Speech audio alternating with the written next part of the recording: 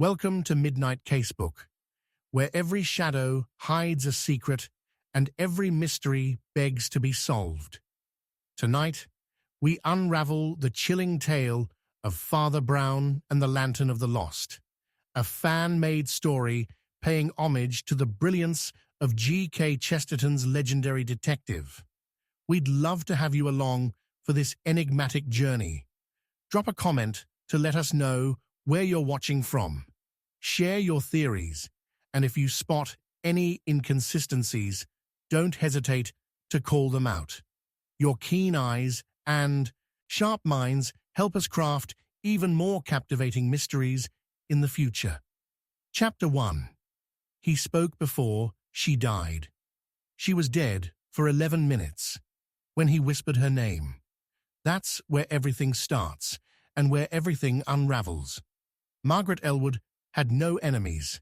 A schoolteacher, devout, soft-spoken, and engaged to a quiet bookbinder named Thomas Gill. Her death wasn't just sudden. It was unexplainable. No wounds, no signs of struggle, no trace of poison. She was simply gone, found sitting upright in her armchair, eyes closed, as if listening to a lullaby no one else could hear. And yet when the local constable arrived, Thomas was kneeling beside her body, one hand lightly touching hers and whispering her name over and over again, as if he believed she was only pretending to be dead, or worse, as if he knew something no one else did. That one detail, the timing of his voice, would set off a chain of questions that no one in Kembleford was prepared to answer. Father Brown wasn't called to the case. He came of his own accord. He told Mrs. McCarthy he had felt a disturbance in the fabric of things, a phrase that made her scoff, until she saw the look in his eyes. When Father Brown entered Margaret's house, he noticed three things instantly.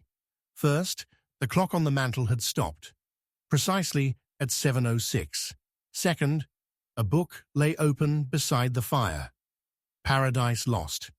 And third, the mirror above the fireplace was cracked, not shattered outward, but split inward, as if something inside had broken through. Nothing about the room made sense. Nothing about the death felt natural. And Thomas Gill, his fiancée, not even cold, had a calmness in his eyes that disturbed even Sergeant Goodfellow. People grieve differently, the sergeant mumbled, but even he didn't believe it. The village, small and tight-lipped, started whispering. Whispers about Thomas, about Margaret's recent nightmares, about voices being heard in the chapel after midnight. But Father Brown wasn't listening to gossip. He was listening to the silence. There was something in it, something missing, something withheld. He asked the constable one question. "When did you notice the smell?" The constable blinked, confused. "What smell, Father?" And that's when Father Brown smiled. Not kindly, but knowingly, because there had been a smell of burning paper, faint and old, of ink, and something floral, something that didn't belong, and from there everything spiraled. Margaret's death was not the beginning, it was the result. The final scene in a play no one realized they were watching. Father Brown opened the book beside the fire. Paradise Lost, but not just any edition. Margaret's personal copy, annotated in red ink, and on the last page, one line was circled over and over again. The mind is its own place, and in itself can make a heaven of hell, a hell of heaven. That was when Father Brown turned pale, because he had seen handwriting like that before, in the confessional, years ago, from a man who said he dreamt of sins not yet committed. The same script, the same red ink, and that man was Thomas Gill. Father Brown said nothing at first. He simply walked through the room again, eyes scanning the walls, the floorboards, the fireplace. He asked for silence. He stood still, listened, waited, and then he said something chilling. She wasn't supposed to die here. The room fell cold. Mrs. McCarthy clutched her coat. No one spoke, because something deeper was unfolding. Something older than the village, older than the couple, something that reeked of intention, of a design. Margaret's final days were quiet, but her journal revealed a disturbing shift. She had begun writing poetry, dark, cryptic, obsessive, and the last entry ended mid-sentence with the words, "He says he dreams in reverse." Thomas denied everything, claimed he'd fallen asleep at the bookshop, and awoke to a sense of dread.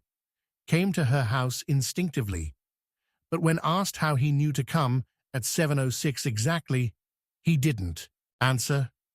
He just stared at the clock and smiled. Not a cruel smile, a sad one, as if he'd already seen this moment, already lived it. And that's when Father Brown asked his most disturbing question yet. "Do you believe time is fixed?"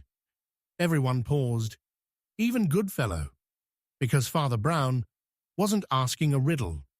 He was asking whether Margaret's death had already happened, before it happened, whether Thomas had known, whether he had tried to stop it, or make sure it came true. And that is the heart of the mystery. Did Thomas Gill kill her? Or did he witness something none of us could understand? Something beyond guilt, beyond logic, beyond even faith. Father Brown knows the answer. He's said as much.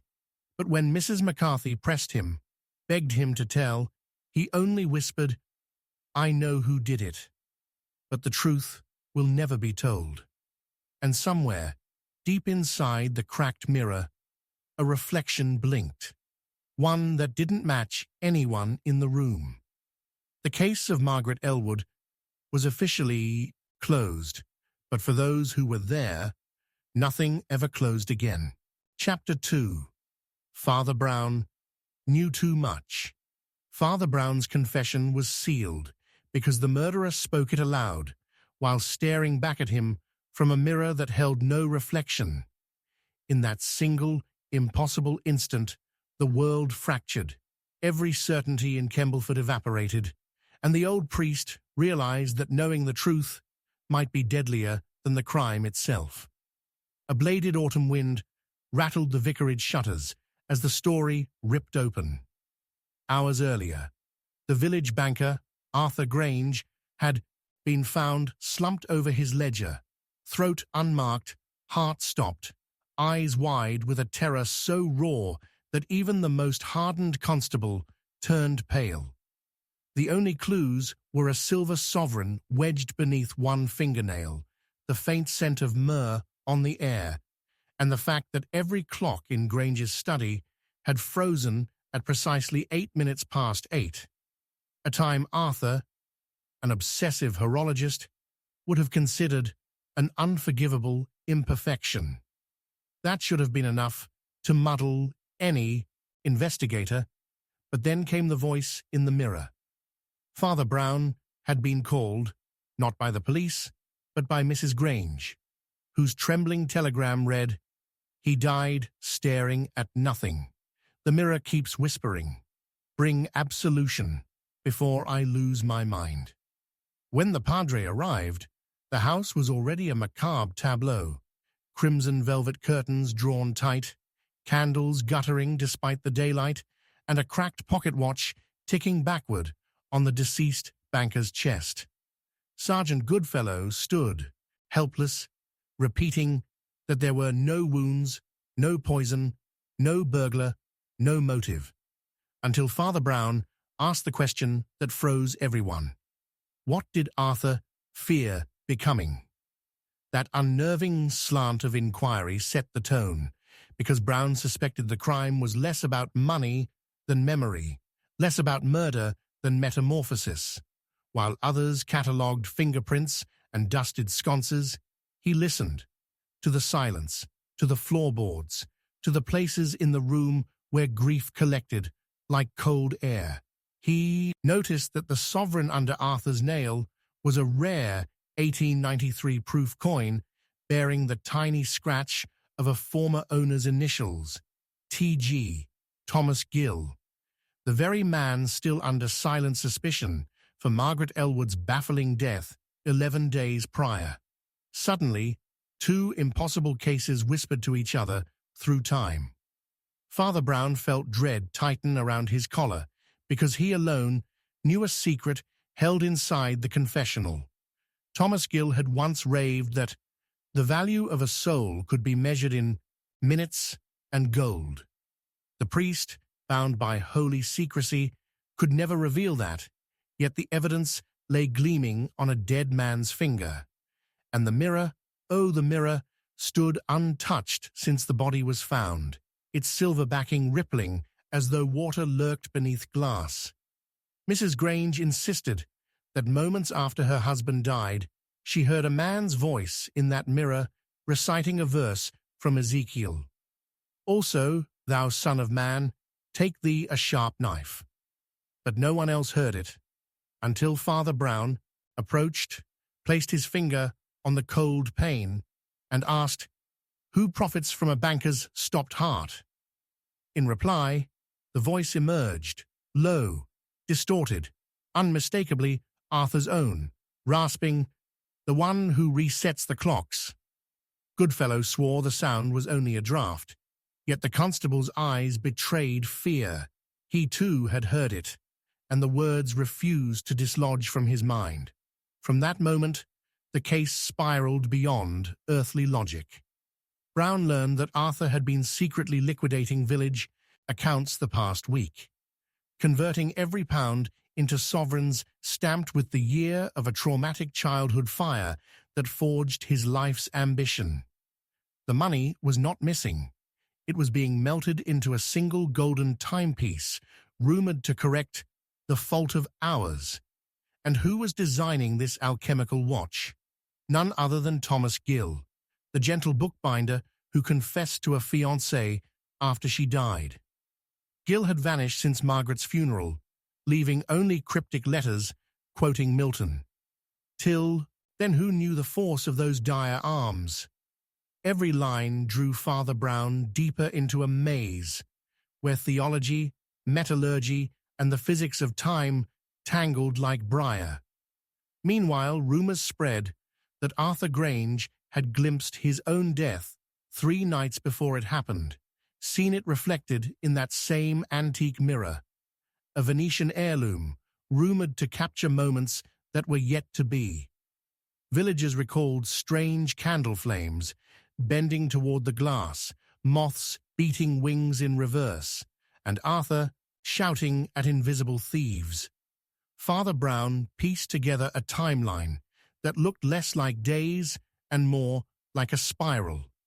Gill dreaming murders backward, Grange watching future horrors forward, clocks freezing at 8:08, sovereigns scratched with initials no longer living, and always, always, the hush of myrrh, the incense of embalming, clinging to every scene. The deeper Brown delved, the more he realized each clue was a lure pulling him toward an unseen precipice. Yet to ignore them felt like condemning his flock to a darkness they could never name. He traced the sovereigns to a disused smelting shed on the edge of Kembleford Woods. Inside, he found the beginnings of a monstrous device, interlocking cogs engraved with Latin invocations, a mainspring hammered from melted gold coins, and in the center, a tiny glass vial containing something that glowed faintly, even in daylight.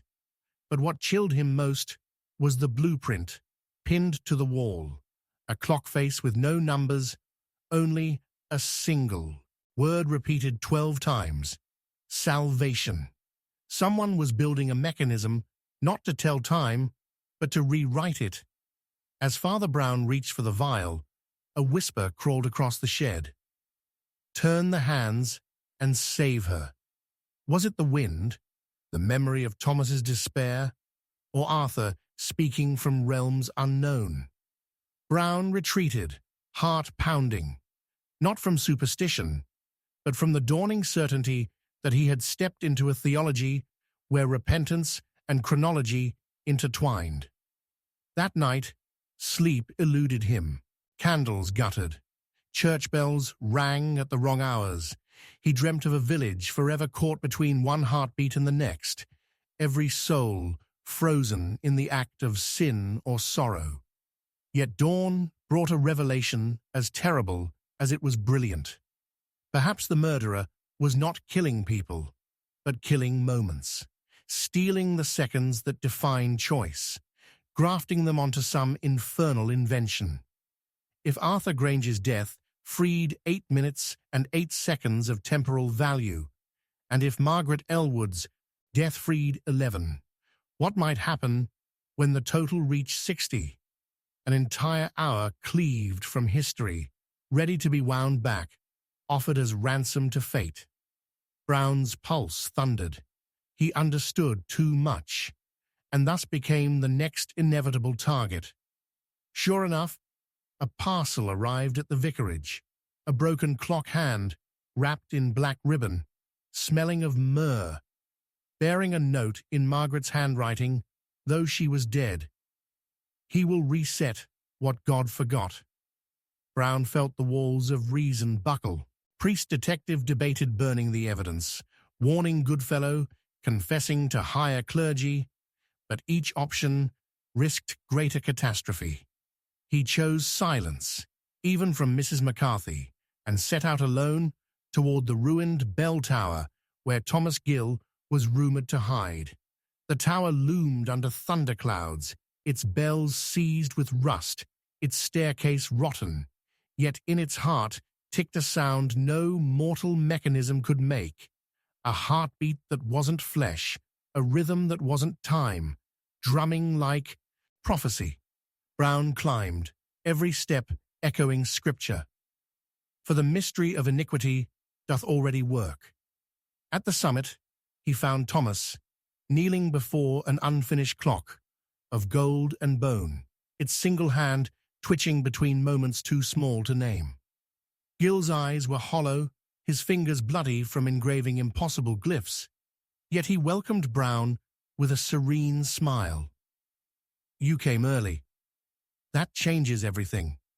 Father Brown begged him to stop, but Gill spoke like one who had seen the ending and accepted its price. He claimed each death was a payment toward an hour in which destiny could be unmade. "When the hand completes its circle," Gill whispered, "Margaret breathes again, untouched by fate, and Arthur never teaches me the cost of fear." Brown countered that every soul carries its own clock, sanctified by freedom. Tampering with time murders more than bodies. It murders grace itself. But Gill only wept and pointed to the vial glowing at the mechanism's core.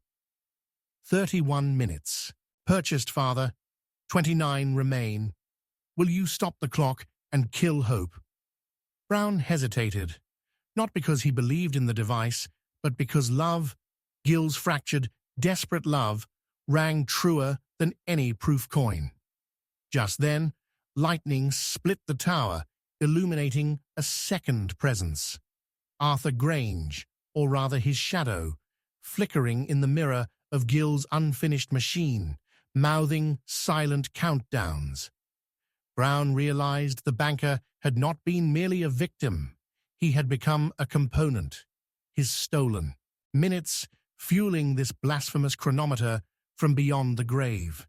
And in that revelation, the priest felt the weight of omniscience. He knew too much, and knowledge itself became the knife at his throat.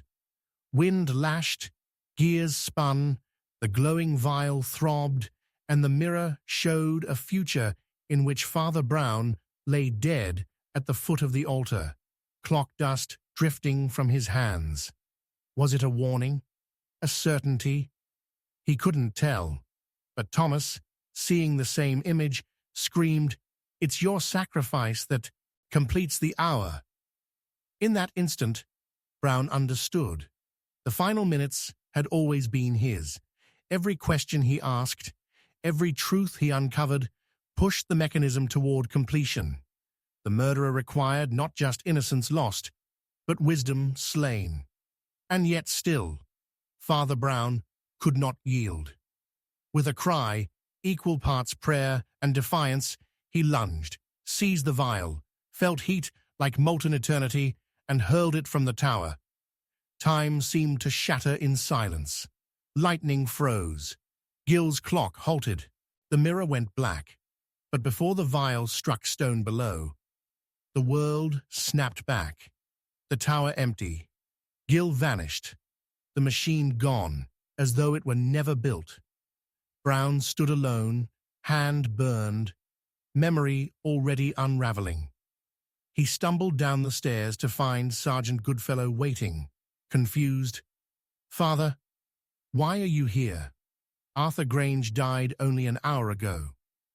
Had the entire ordeal folded within itself, erasing its own chronology?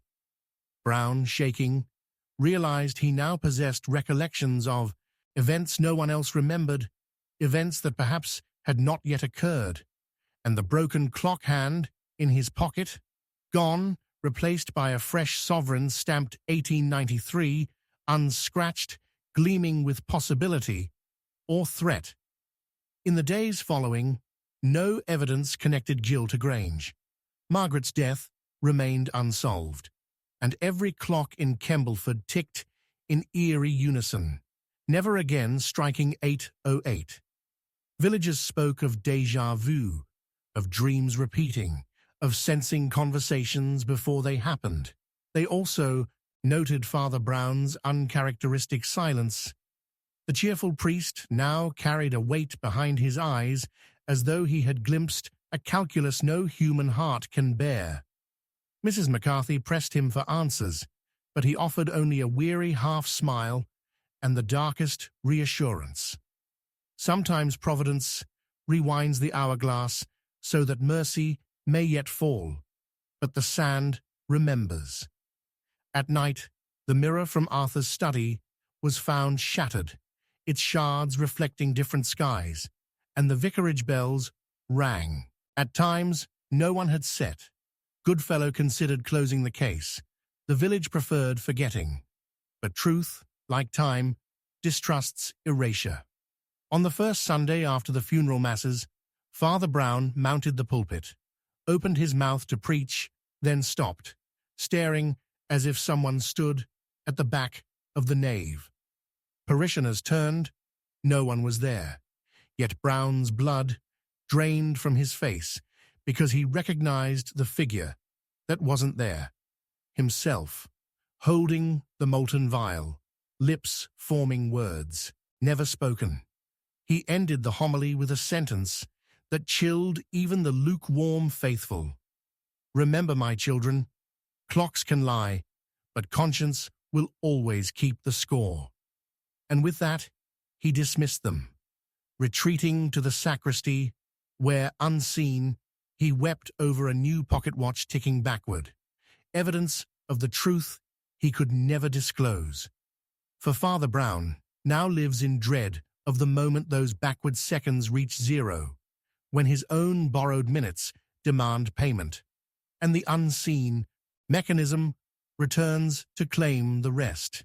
And if you, dear viewer, feel your heart beating a fraction out of rhythm right now, if your wall clock hands seem a breath slower than before, ask yourself whether you truly want the answer, because somewhere between one tick and the next, Father Brown discovered the cost of knowing too much. And because he survived, the debt may yet pass to us all. So pause this story if you must, for the next revelation might arrive sooner than you think, and once you hear it, time itself may refuse to let you finish. Chapter 3. A confession changes everything forever. He admitted the murder before it happened, naming the victim, the hour, and the weapon, while standing alive beside the very woman he would later claim to save. And in that breath-stealing instant, Father Brown understood that a confession can be more fatal than any crime, because once sin is spoken, it hunts everyone who hears it. Arthur Grange's funeral was still echoing through Kembleford's narrow lanes when the vicarage door rattled under a midnight fist. Drenched by October rain, an ashen-faced seamstress named Evelyn Hart staggered inside and begged for the seal of confession, swearing that if she spoke her secret anywhere else blood would flow before morning. Father Brown ushered her into the tiny oratory, lit a single candle, and lowered the screen. The moment the lattice clicked, Evelyn whispered a name that made the priest's pulse lurch, for it belonged to a woman not yet dead.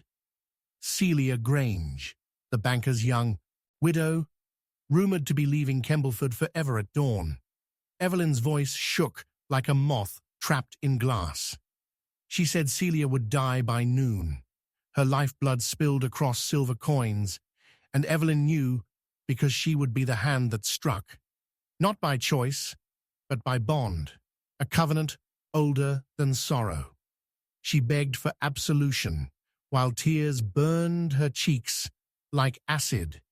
Then came the sentence that snapped reality in half. Father, forgive me, for the death has already happened. The corpse just hasn't caught up yet. The words chilled Brown deeper than the autumn air, for they echoed the impossible time-slip crimes still haunting him. Yet this felt different. No alchemy, no temporal machinery, only a trembling girl, possessed by a destiny she swore was written on her skin. She showed him a ring of bruises around her wrist, forming the outline of a clock face, each purple mark a neat numeral, the flesh between them raw, where an invisible second hand seemed to spin. Father Brown's heart clenched. He sensed forces of obsession, exploitation, perhaps even demonic suggestion, playing upon a fragile mind. But mere pity could not quell the terror of her prophecy. He pressed for detail. Evelyn sobbed that Celia had promised to buy the dress shop where Evelyn toiled, then reneged, condemning her family to ruin. A hidden patron, an angel, she called him, though her tone bled hatred, offered to settle the debt if she would carry out one brief, bloody act. Brown asked the patron's name. She said it thrice, each time softer, as though the syllables strangled her. Thomas Gill, the same elusive artisan whose gold and time obsession had already stitched 2 coffins. The priest's mind raced.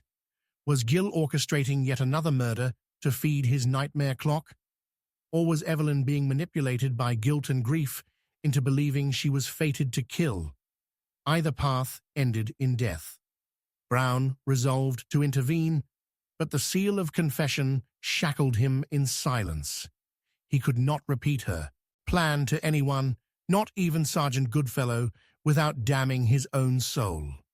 So he chose the only road left, stand sentinel near Celia, shepherd each minute until the appointed hour passed, and pray destiny would shame itself into retreat. Dawn washed the churchyard in pewter light. Brown found Celia at the edge of the village, suitcases at her feet, waiting for the 7:15 motor bus. She looked exhausted, but strangely relieved, as if leaving Kembleford felt like escaping a labyrinth of invisible knives. Brown walked with her, casual as a parish stroll, yet every hedgerow rustle pricked his nerves. He watched shadows for Evelyn, but saw only restless crows above Arthur's crypt. Celia spoke of second chances, new cities, the gift of starting over, and then, voice trembling, she confided that someone had slipped a sovereign coin beneath her pillow, scratched with initials TG and a line from Ezekiel. Thine iniquity is marked, and thy sin shall not be purged till thou die. She laughed it off, calling it a prank, but Brown's stomach twisted. The pattern was repeating. At 7:14, The motorbus engine coughed into view. Brown felt a rush of hope. If Celia boarded safely, perhaps prophecy would fail. But just as she stepped forward, a small figure burst from the far lane. Evelyn Hart, hair plastered to her skull, eyes wide with terror, not brandishing a weapon, but waving frantically. She cried, "Run, Mrs. Grange, he said the coins explode." Confusion detonated in Brown's mind. Evelyn wasn't the assassin. She was the warning. And before any of them could move, a deafening crack split the air. The suitcase at Celia's feet burst open, showering the road with molten gold shards that hissed like serpents upon the wet tar. Celia screamed. Brown shielded her. Evelyn collapsed, and from the swirling smoke, a single brass gear skittered across the ground and came to rest against Brown's shoe. Part of Gill's forbidden clock. Celia survived, only shaken. But Evelyn was seized by police. Goodfellow, suspecting sabotage, found her pockets stuffed with fuse wire and alchemical diagrams. Brown confronted her in the jail, yet her eyes reflected only bewilderment. She insisted she never touched Celia's luggage. She had come to warn. The diagrams were delivered to her door in the night, along with a note. Redemption through obedience. Brown believed her, but mercy and law seldom share terms. Worse, he glimpsed the bruised clock face on her wrist. The marks now pointed to just after 11. Did it measure the minutes of a manipulated life, ticking toward implosion? Obsessed, Brown visited Gill's abandoned workshop. Inside, he found a wall, stripped bare, except for a single line scrawled in chalk. A confession closes one door, opens another. On the workbench lay a locked mahogany box. Brown, trembling, used a hairpin to pry it open. Inside coiled a silver ribbon inscribed with names and times: Margaret Elwood 706, Arthur Grange 808, Celia Grange 1200. And at the bottom, newest ink, still damp, a final entry: Evelyn Hart 1111. The minute hand tattoos were counting her demise. But the script beside each name was not Gill's. It was Father Brown's own bizarrely distorted handwriting. His vision spun. Had Gill forged it? Or had Brown, in some fugue of guilt, recorded destinies he then suppressed? Memory wavered, like a candle under breath. He staggered back, suddenly unsure which thoughts were his and which implanted. The bells tolled 11. Panic surged. Only minutes remained before the hour foretold Evelyn's death. Yet she sat in a locked cell, safe, surely. Brown sprinted to the station nonetheless. As he arrived, a group of villagers crowded outside, whispering that Evelyn was praying too loudly. Brown forced entry. The cell door hung open. Goodfellow knelt over the girl, unconscious, wrists bleeding from self-inflicted scratches that traced numbers over the existing bruises, as if she'd tried to turn the clock backward on her flesh. Her hand, a scrap of sermon paper, bore one phrase: "He forgives who confesses." Paramedics hovered, but Brown waved them back. Evelyn's pulse was steady, the wounds shallow. She was alive, and it was exactly 11:11. The prophecy fulfilled without ending her life. Or did it fail precisely because she confessed? When Evelyn stirred, she stared at Brown with hollow relief. "It's finished," she whispered, voice brittle. "I told the secret before it happened. I gave the future no silence to hide in." Then she said something that frayed the last threads of Brown's certainty. "Now it's your confession that matters, Father." She pointed at his pocket. Inside, the silver ribbon had coiled tighter, the ink beside Evelyn's name drying to a mirror sheen. And beneath it, a new line was appearing, seemingly as he watched, pen strokes etching themselves from nothing. Father Brown. Goodfellow saw only blank paper, but Brown felt the letters burning under his thumb. If the pattern held, the time of his death would soon ink itself in. Suddenly, he realized every act of mercy he'd offered, listening, shielding, forgiving, fed an invisible ledger that turned compassion into currency for some monstrous redemption engine. Gil might be its architect, but Brown seemed its reluctant engine keeper. Was he, through priestly absolution, enabling each inexorable step? The thought hollowed him. He considered fleeing, but the impulse collapsed under duty. Instead, he sought Celia, the surviving widow, to see if she had awakened any memory tying Gil to the suitcase bomb. She was staying at the Duck and Crown, heavily guarded. Brown arrived to find her room eerily quiet, door ajar. Inside, the bed untouched, windows open to the cold night. A single sovereign left on the pillow, like a mocking calling card. Celia was gone, vanished into darkness.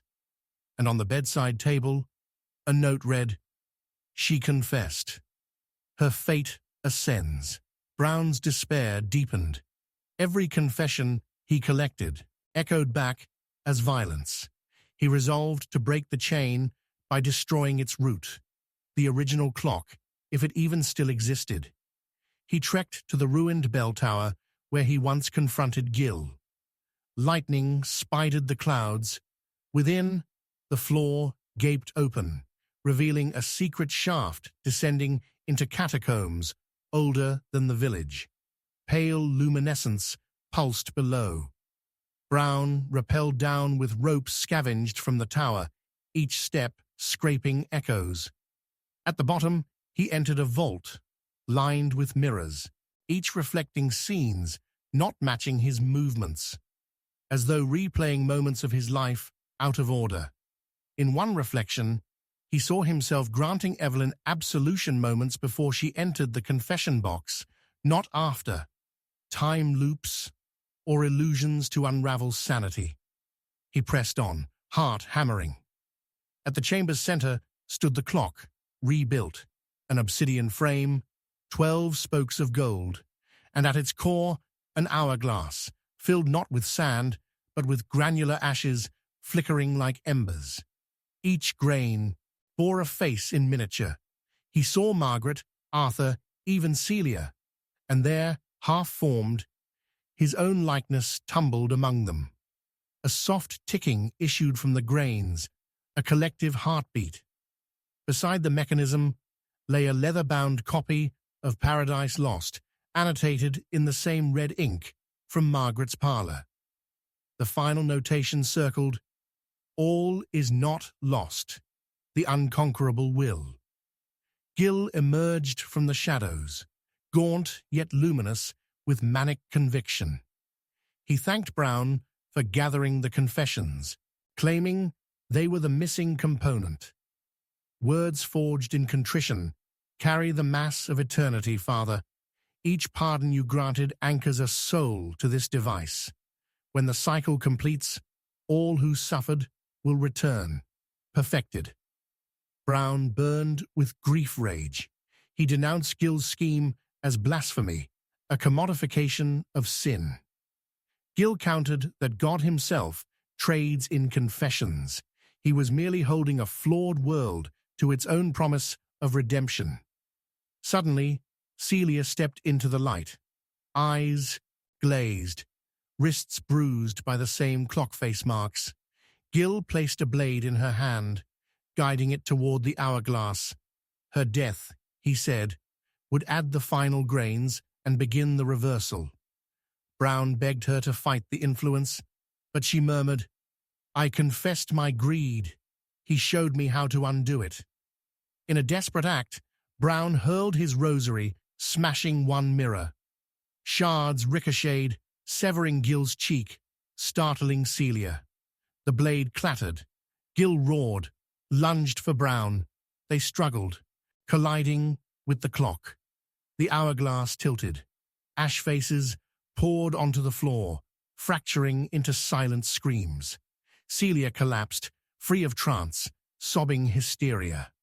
Gil staggered as if ripped from within, dropped to his knees, and whispered, "Forgive me."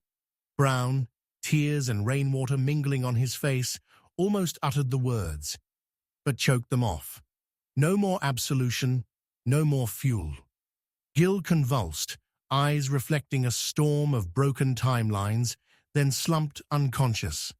The clock's heartbeat faltered, stuttered, stopped.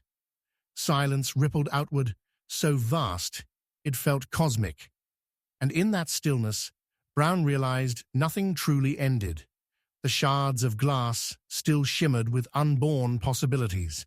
The silver ribbon still warmed in his pocket, its ink quivering, as if waiting for the next name.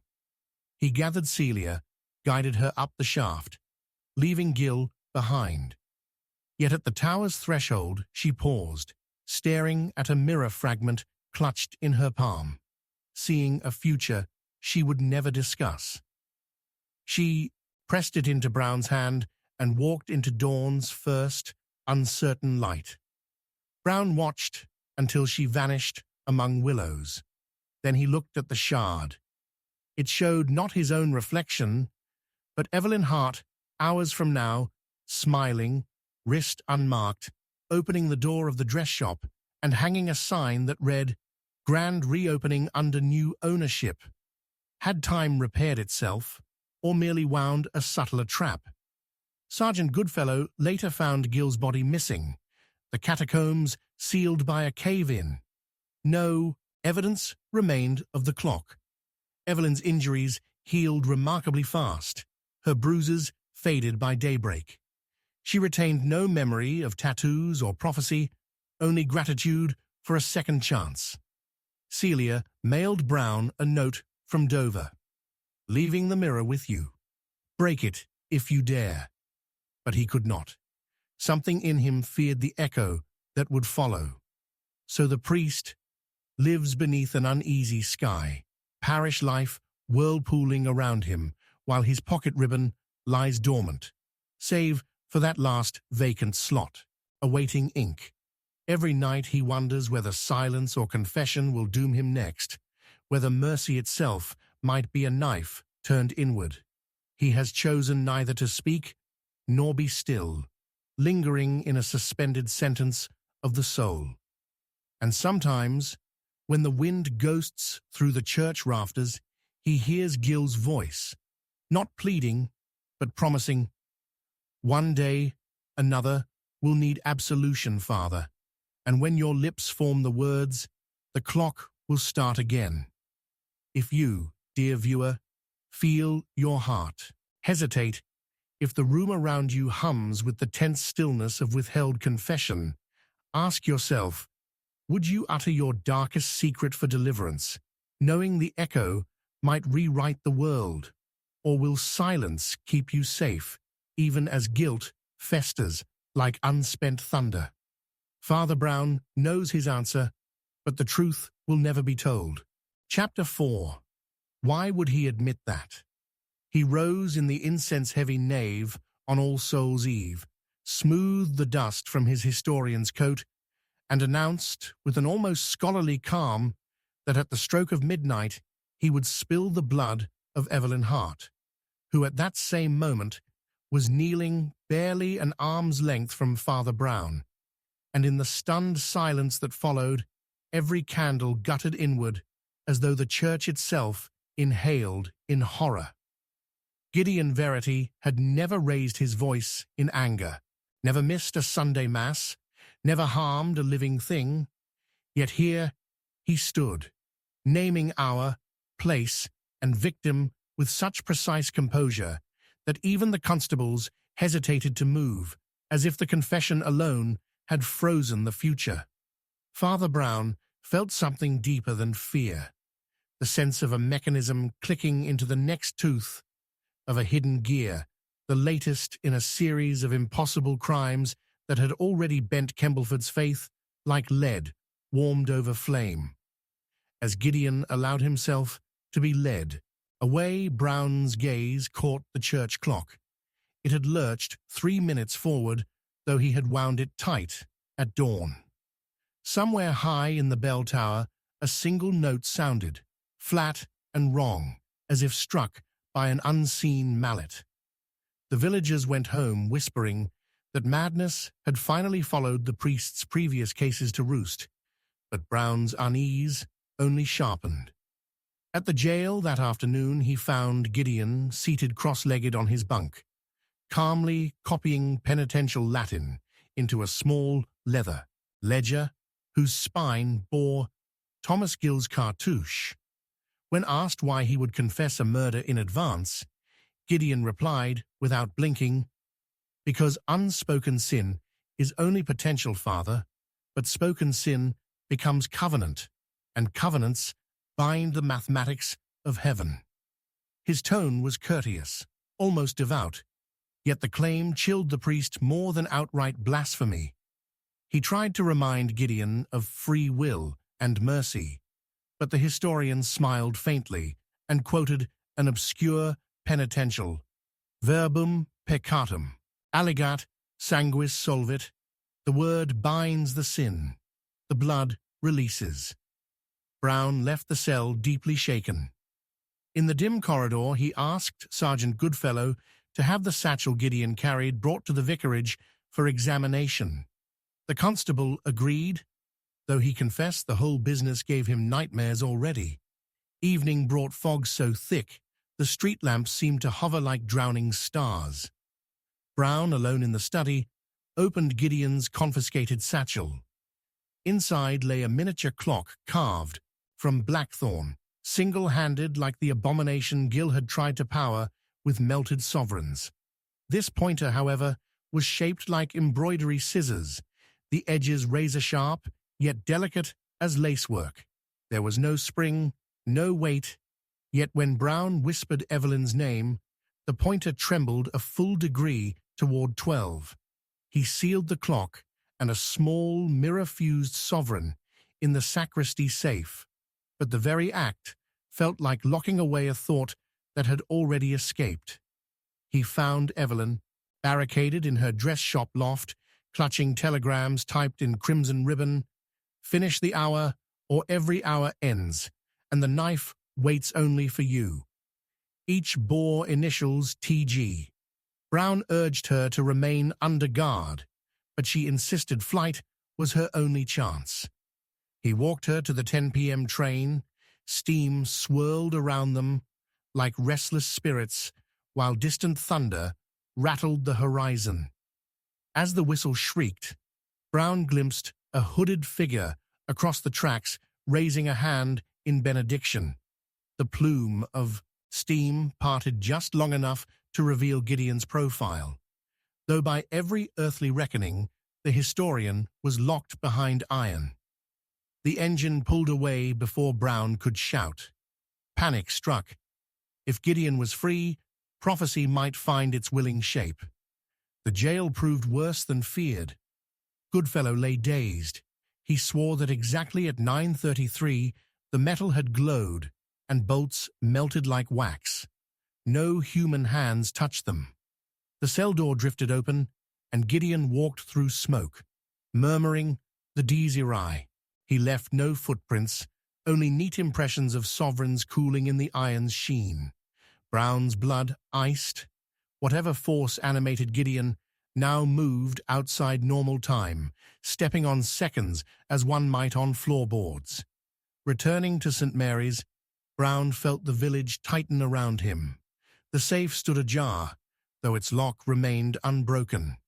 The blackthorn clock lay on the floor, pointer wet with fresh crimson, yet no real blade could be found. Beside it rested a ledger page written in Brown's own hand, though he had not penned it, declaring, "I will fail to prevent Gideon Verity's death at 11:56. He stared, half convinced he was sleep-writing the future. A chill drafted from the nave. The candles had rearranged themselves into a circle around the lectern. Somewhere beyond sight, the tower bell tolled 11, though the rope hung still. Following the phantom clang out to the graveyard, Brown saw candles flickering atop every stone, lit by no human hand. At Arthur Grange's monument, Gideon waited, notebook open, blackthorn clock, pulsing in the dirt among melted sovereigns. Evelyn stepped from behind a mausoleum, her eyes distant, compelled yet terrified. Gideon thanked her for bearing the symbol. She clutched a telegram still unopened and greeted Brown with a scholar's courtesy. He explained his theology. Each public confession, witnessed and fulfilled, harvested a minute of absolute certainty from the chaos of possibility. Gil had tried to power his clock with silent sin and molten gold, but silence breeds ambiguity. Spoken evil anchors reality. Gideon already had 59 such minutes. Margaret at 7:06, Arthur at 8:08, the aborted murder at 11:11. Tonight's sacrifice would complete the hour, and with it, enable the architect to erase one irredeemable moment from history. Brown argued fate could not be extorted, yet Gideon countered that creation began with a word, and he was merely exploiting the same grammar. Midnight crept near. Gideon invited Brown to sign. The final confession, claiming a priest's ink would lend sacramental power. Brown refused, but another ledger lay waiting on the tomb. Disturbingly, it already bore his signature, still glistening. Panic rose like bile. The bell tower's gears ground in the hush, though no one manned them, and spectral numerals whirled through the fog above the graves, carving 11:56 in shimmering air. With a desperate lunge, Brown seized the clock. Gideon grabbed his arm, and the scissor pointer nicked his palm. A single drop of blood struck a sovereign impression in the soil and sizzled. Wind screamed. Candles toppled, yet their flames froze mid-air like blown glass. Evelyn cried out as unseen hands forced the telegram open. The paper inside read, "Give the minute or take the blade." Gideon shouted, "Witness, father," and dragged the quill across his own throat. No steel-cut flesh, yet blood gushed as though the wound had always existed. He collapsed, notebook pressed to his chest. At that instant, the church bell finally struck midnight, though neither Brown nor Goodfellow later recalled pulling the rope. Candles snuffed, fog inhaled, and silence slammed down, so total the priest felt his heartbeat echo in his bones.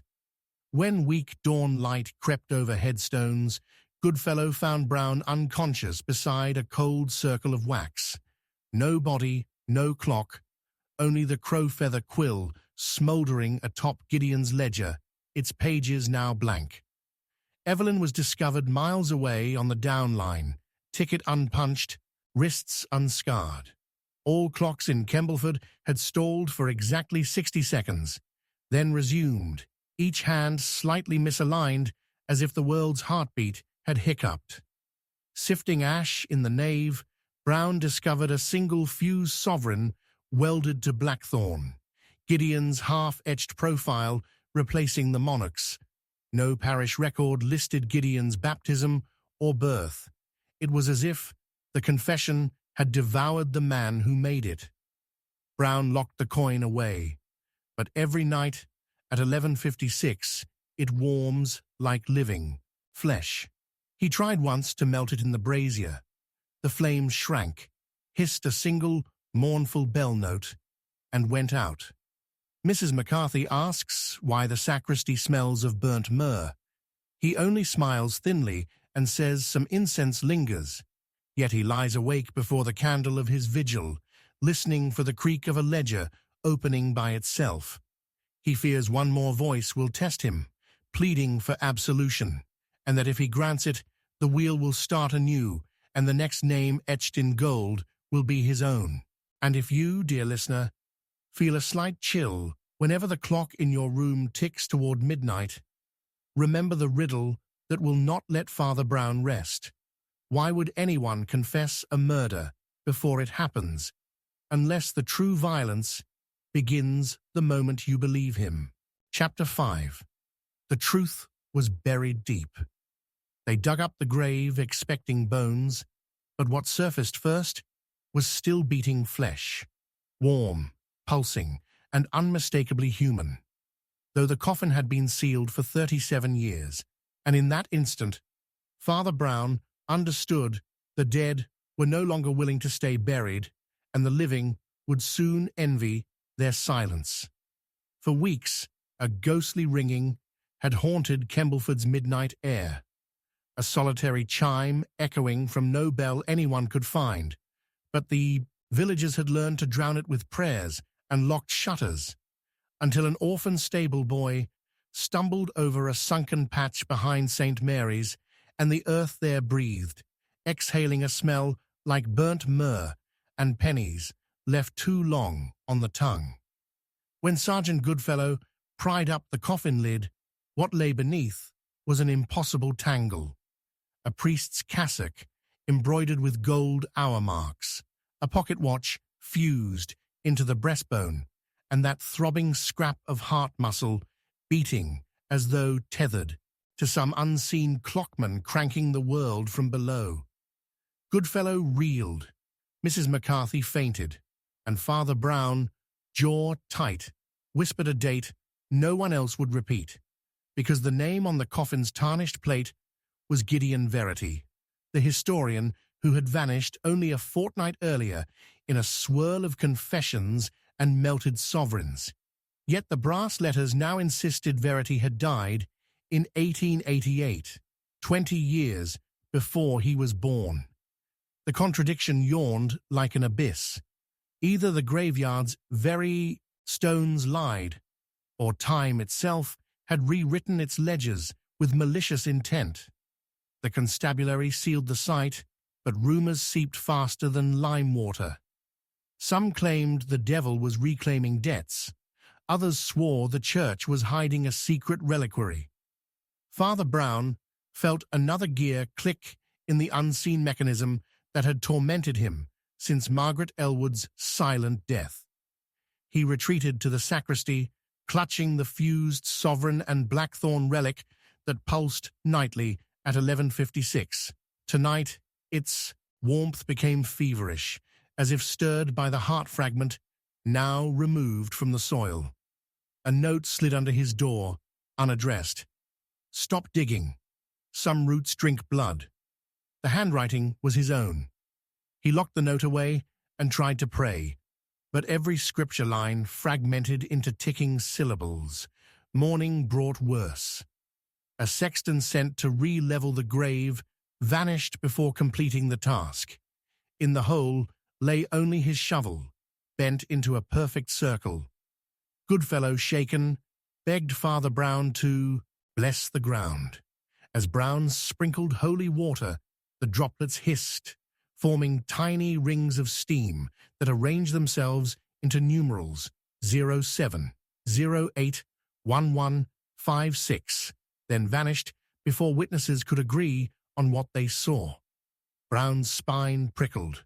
Those numbers marked every impossible death minute the village had suffered. He had thought the hour of certainty completed, yet here the ground itself recited the ledger like scripture. That night, the bells remained silent, but villagers heard shovels scraping under their floors, as though something beneath every house was unearthing memories long interred. Father Brown, refusing to be haunted into passivity, sought answers in diocesan catacombs older than Kembleford itself.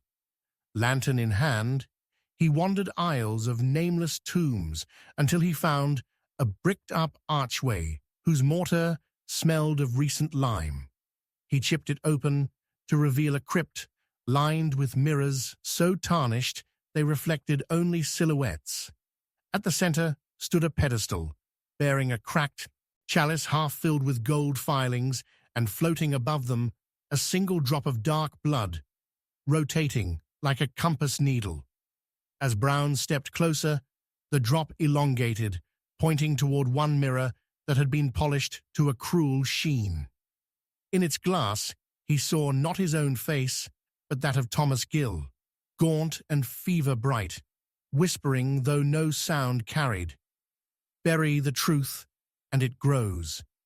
The reflection's hand pressed against the inner surface, and twin bruises appeared on Brown's real wrist, a dual clock-face ring of pain he had hoped never to feel again.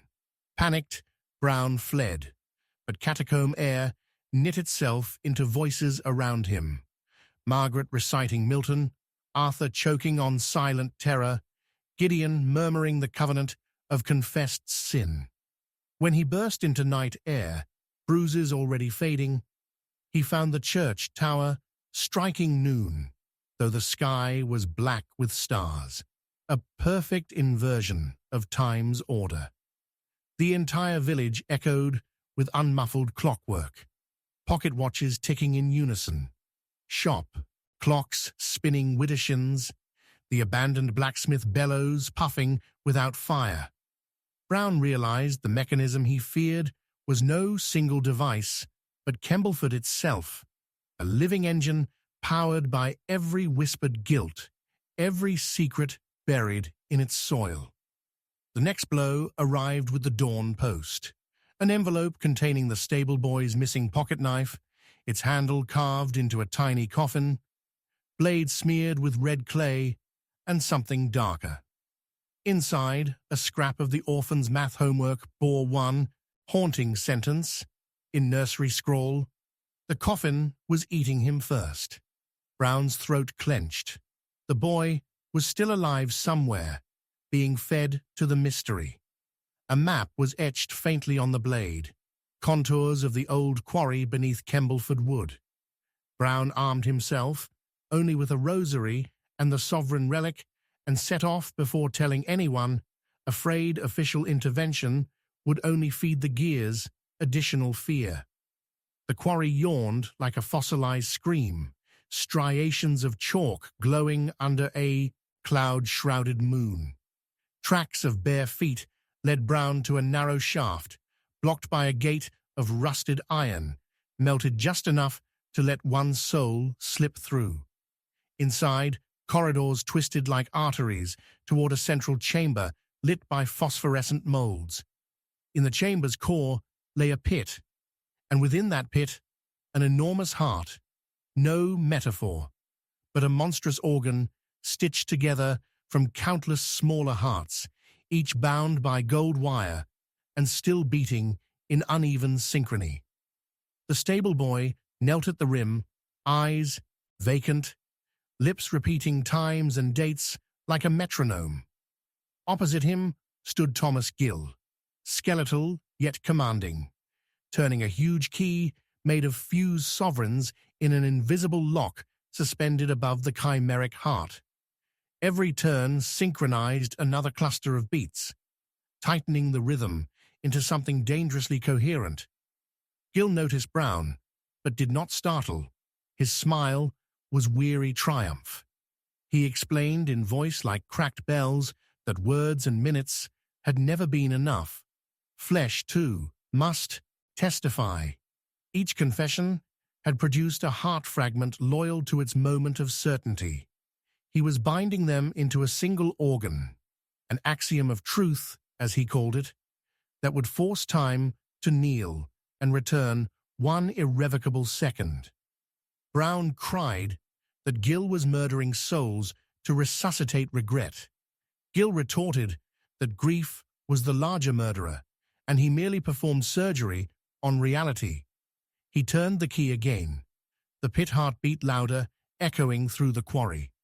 The stable boy stiffened, blood trickling from his nose, yet kept chanting 0706, 0808, 1111, 1156, midnight. Brown approached, rosary raised, sovereign relic glowing hot. He begged Gill to release the child and accept divine uncertainty. But Gill's gaze flickered to the relic, part of his first clock, now fused to Brown's fate, and he whispered that the coin was not a warning. It was the final component. Without it, the heart would only remember minutes. With it, the heart would remember mercy. He asked Brown to surrender it willingly, arguing that a priest's voluntary gift would complete the covenant and spare further blood. Brown hesitated. The relic seared his palm, yet pulsed like a frightened bird. Behind him, the boy collapsed, pulse fluttering. Brown saw the truth buried deeper than any coffin. Gil did not want to erase a single death. He wanted to resurrect himself from every moment he had squandered, to become the author and the absolved simultaneously. Brown flung the relic into the pit, but not as offering. He hurled it at the humming organ like a stone against Goliath. The coin struck, sparks exploded, and the stitched hearts spasmed out of rhythm. Gil screamed, leaping after it, but wires snapped, showering gold filaments that sliced his skin and ignited phosphor spores. The chamber filled with sickly smoke. Brown grabbed the boy, dragging him up corridors that warped under their feet, as if the quarry were turning inside out. Gil's howls followed, mingling with the discordant thump of a heart, losing its stolen cadence. At the shaft entrance, the melted gate had re-solidified, bars cooling into an unbreakable cage of sovereign shapes. Brown squeezed the child through gaps just wide enough for bones, but not faith. The boy escaped, stumbling towards starlight, yet Brown's cassock snagged on a protruding coin face bearing Gideon Verity's likeness. The pit below thundered a final beat, and silence swallowed the quarry. When villagers found Brown at dawn, he lay unconscious. Outside the gate, robes scorched, hands empty. No trace of Gil remained. The shaft behind the bars had collapsed, burying the monstrous heart beneath ton of rock. Yet as rescuers carried Brown out, the bars cooled into ordinary iron, and every sovereign imprint dissolved like frost. Physical proof eradicated, leaving only terror-distorted memories. The stable boy recovered, but retained no recollection of the chamber, only a lingering fear of ticking noises. Doctors claimed heat stroke had rattled the priest's mind, but Goodfellow knew better. He had felt the village clocks stop for the space of a prayer at precisely the hour Brown fought underground. Father Brown awoke that evening to find the bruised clock face returning on his wrist, each mark a fresh ache.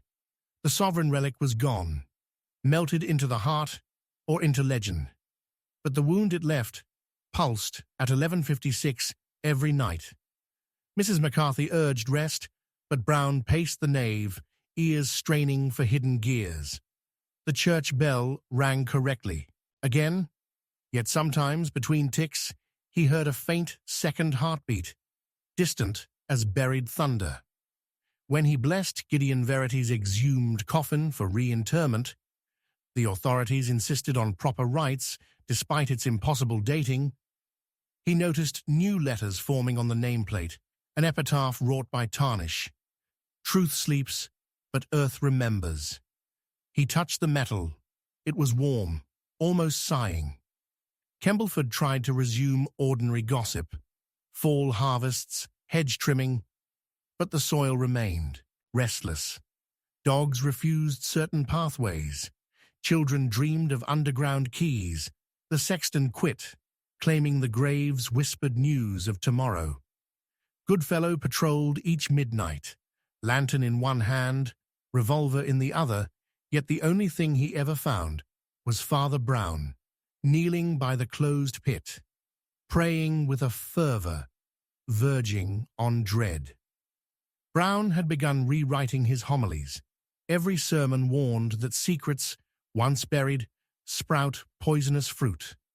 Parishioners murmured that their kindly priest now sounded like a man eulogizing a corpse no one could see. One rain-soaked afternoon, a parcel arrived with no seal. Inside lay the blackthorn scissors hand clock, pristine again, pointer resting at 12, its wood glossy as if newly carved. Beneath it, a note lettered in immaculate ecclesiastical script read, "The heart is reset, but the hand awaits your hour." Brown locked the thing in a lead box, bound it with rosary chain, and sank it into the baptismal font overnight. At dawn, the box was empty. The water smelled faintly of burnt myrrh. He no longer believed objects alone carried the infection. Ideas did, and ideas are harder to drown. Unable to bear uncertainty, Brown descended once more into diocesan archives, piecing bill of sale scraps, orphanage rosters, tailoring receipts. He discovered that St. Dunstan's benefactor, G.V., funded not only horology classrooms but also mass graves for nameless children who died during clock experiments. Those graves correlated with every minute that later surfaced in Kembleford tragedies. Gill, Verity, perhaps others unnamed, were survivors groomed to harvest time itself, and buried deep in a forgotten account book he found an unsent invoice listing brass, gold leaf, and human hair to be delivered to Reverend Father J. Brown, payment upon completion. The date on that invoice was set for the coming Michaelmas, 3 weeks away. Someone centuries dead had already contracted him to finish the work he fought to destroy. Brown burned the ledger page, yet ash swirled upward, spelling 0706. Sleep deserted him. Bells chimed phantom hours. He feared every confession he heard might become another nail in reality's coffin. He tried refusing the confessional, but guilt-ridden faces kept appearing, desperate for absolution. Each mercy he granted felt like turning Gill's key another notch. Still, he could not deny them grace. The paradox gnawed his faith. Could forgiveness itself forge chains? And then, precisely at 11:56, on the eve of Michaelmas, the buried grave he had blessed split open as a quake shook only church ground.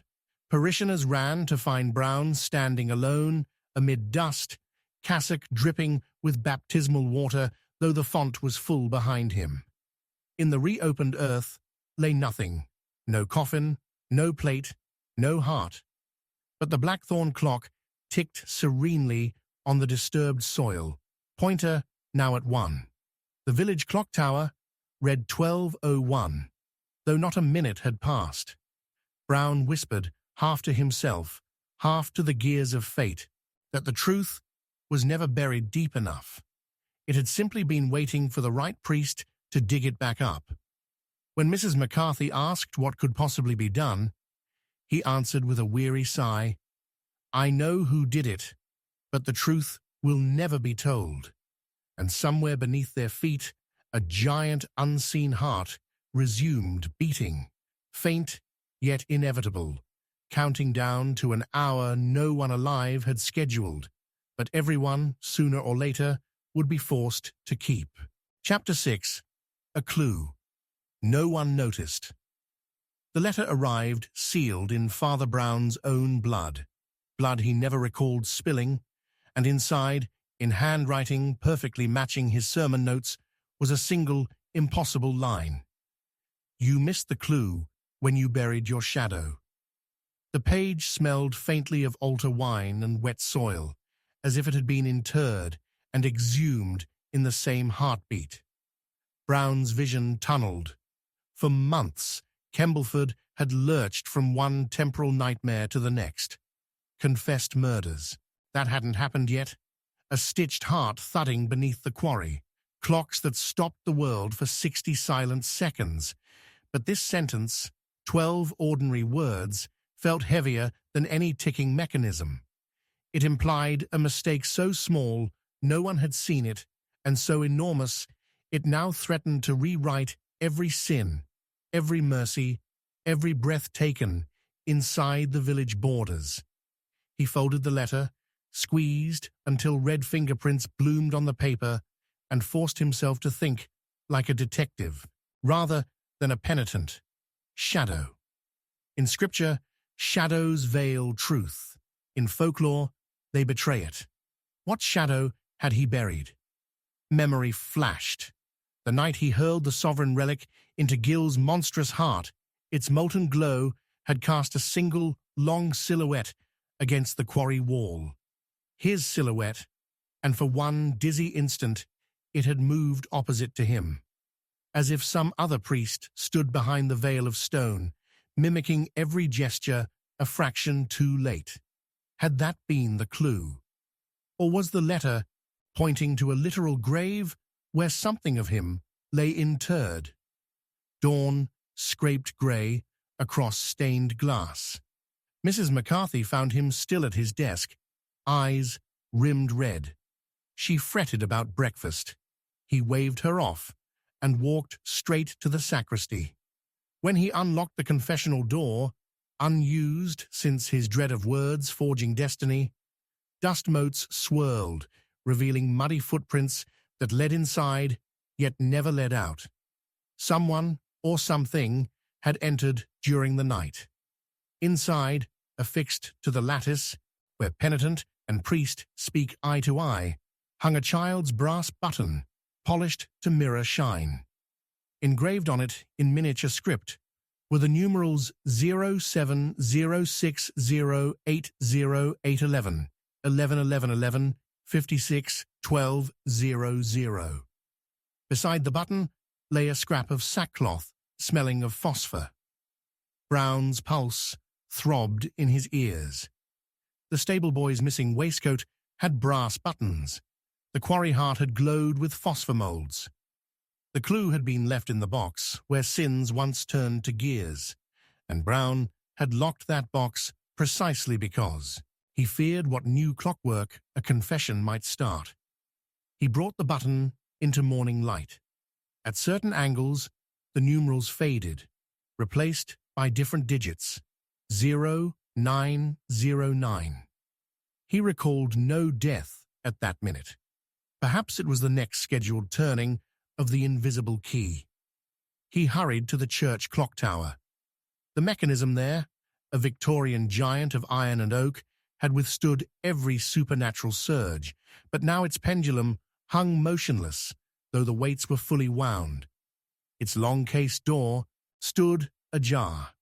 Inside, tucked beneath the pendulum bob, lay a folded blueprint drawn in sepia ink. It depicted the tower gears, yet bore additions. A second pendulum etched with theological symbols, cross, chalice, hourglass, interlocking with the existing escapement to form a cruciform key. At the bottom, a single line read, "Insert priest's shadow to complete." Brown felt cold sweat bead. He turned, half expecting to see that rogue silhouette waiting, but only dust spiraled in the high sun-struck air dot. Still, a question pounded. How does one insert a shadow into a clock? The blueprint's margins offered microscopic annotations, tiny dots and dashes almost invisible. Squinting, he saw they matched Morse code. Look to the paintings. He descended the spiral stair, heart knocking louder than any bell. Kembleford's nave housed 4 Renaissance-style canvases, gifted by an Italian monastery. They depicted classic mysteries of faith: the Annunciation, the agony in the garden, Christ before Pilate, and the resurrection. Brown had prayed before them countless times, moved by their soft candle-lit serenity. Now he examined each with surgical scrutiny. On the resurrection panel he noticed, for the first time, a small dog in the lower corner, its painted collar adorned with 5 brass studs.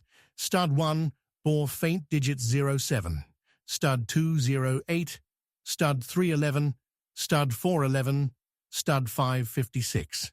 The numbers aligned. Beneath the dog's paw, a brushstroke looked slightly fresher, paint glossier. He touched it. Pigment flaked away, revealing a sliver of polished metal embedded in the canvas. A trick panel. Using a penknife, he levered it free. A narrow mirror strip, no larger than a communion wafer, transfixed the wood behind. Reflected in that strip, he saw his face, but the eyes belonged to Thomas Gill, wide, fevered, pleading. Gill's voice seemed to whisper from the brass strip itself. 1 minute left to turn mercy into proof. Brown recoiled, mirror falling. It did not shatter. Instead, it stuck upright in the stone floor, humming. He realized the hum matched the church's hidden bell note. The phantom chime, first heard months ago. The painting, the clock tower, the confessional button, they were components of a larger map, guiding him to the hidden lever that had steered every terror minute. And the latest digit, 0909, loomed closer. While Brown pondered, Sergeant Goodfellow burst inside with a telegram trembling in his hand. It was stamped 9 a.m. and addressed to Father Brown's shadow. Message: if you wish to save her, follow the toll that isn't. Attached was a single hairpin, threaded through a scrap of purple velvet, Mrs. McCarthy's favorite hat ribbon. She was missing from the rectory. Terror knifed Brown's gut. 9:09 was less than 10 minutes away. He strained to hear church bells. None sounded.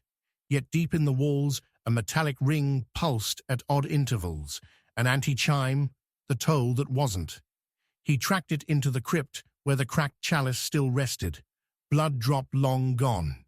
The ring came from behind a limestone slab bearing no inscription. Using the hairpin as improvised hinge pick, he pried, stone grinding aside to reveal a cubby as dark as sin.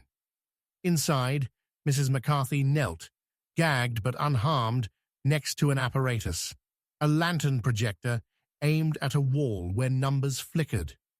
The projector's slides were brass discs, engraved with the fatal minutes. The current disc showed 9:08. With each tick of the anti-chime, the disc advanced 1 second. At 9:09, the bulb would ignite a trail of white phosphorus powder leading to a cask of kerosene behind the altar, incinerating the church, Mrs. McCarthy, and the unspoken proof of Gill's horrors. Brown's hands shook as he dismantled the lamp, but the mechanism was booby-trapped. Break the beam, and a secondary spark would fall. He saw only one safe path. The minute must pass without the beam hitting 9:09. Behind the projector, a narrow vent shaft breathed dusky light. If he could shift the beam fractionally upward, maybe it would hit stone instead of powder. He wedged the brass button under the tripod foot, tilting the lens a degree. The seconds ticked. 9:08:54, 55, 56. Brown's heartbeat thundered a counter-rhythm. At 9:09 exact, an intense white ray lanced out, but the new angle sent it striking the wall's keystone, scorching harmless limestone.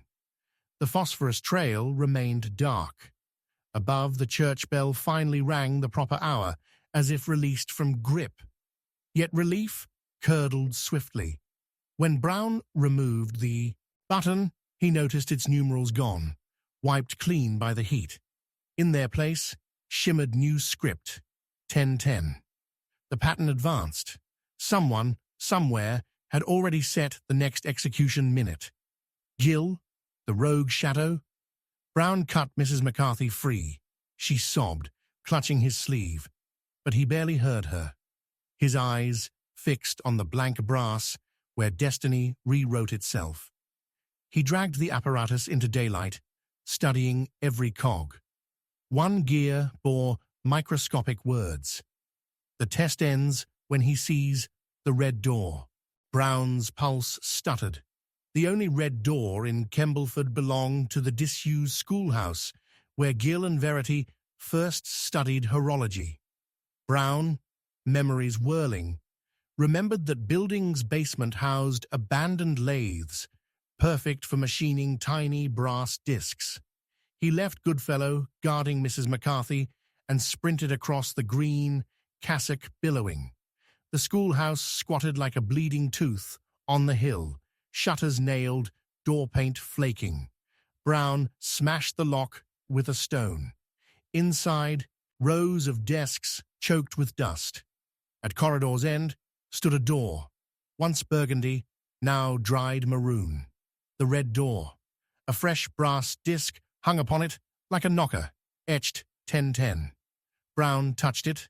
The metal spun free, revealing a peephole. He looked through and saw himself looking back from another angle. Two eyes met, one pair his own, the other draped in clerical black, but older, wearier. The echo silhouette. A whisper traveled the tunnel between them. You missed the clue because you buried the wrong. Shadow. Then a metallic clang. The disc sealed, the hallway lights ignited, and hidden gears ground beneath the floor. Slats parted, revealing holes drilled through aged boards. Below, Brown glimpsed a mass of pocket watches wired together, hands all pointing at 10. They ticked faster, powering unseen pistons.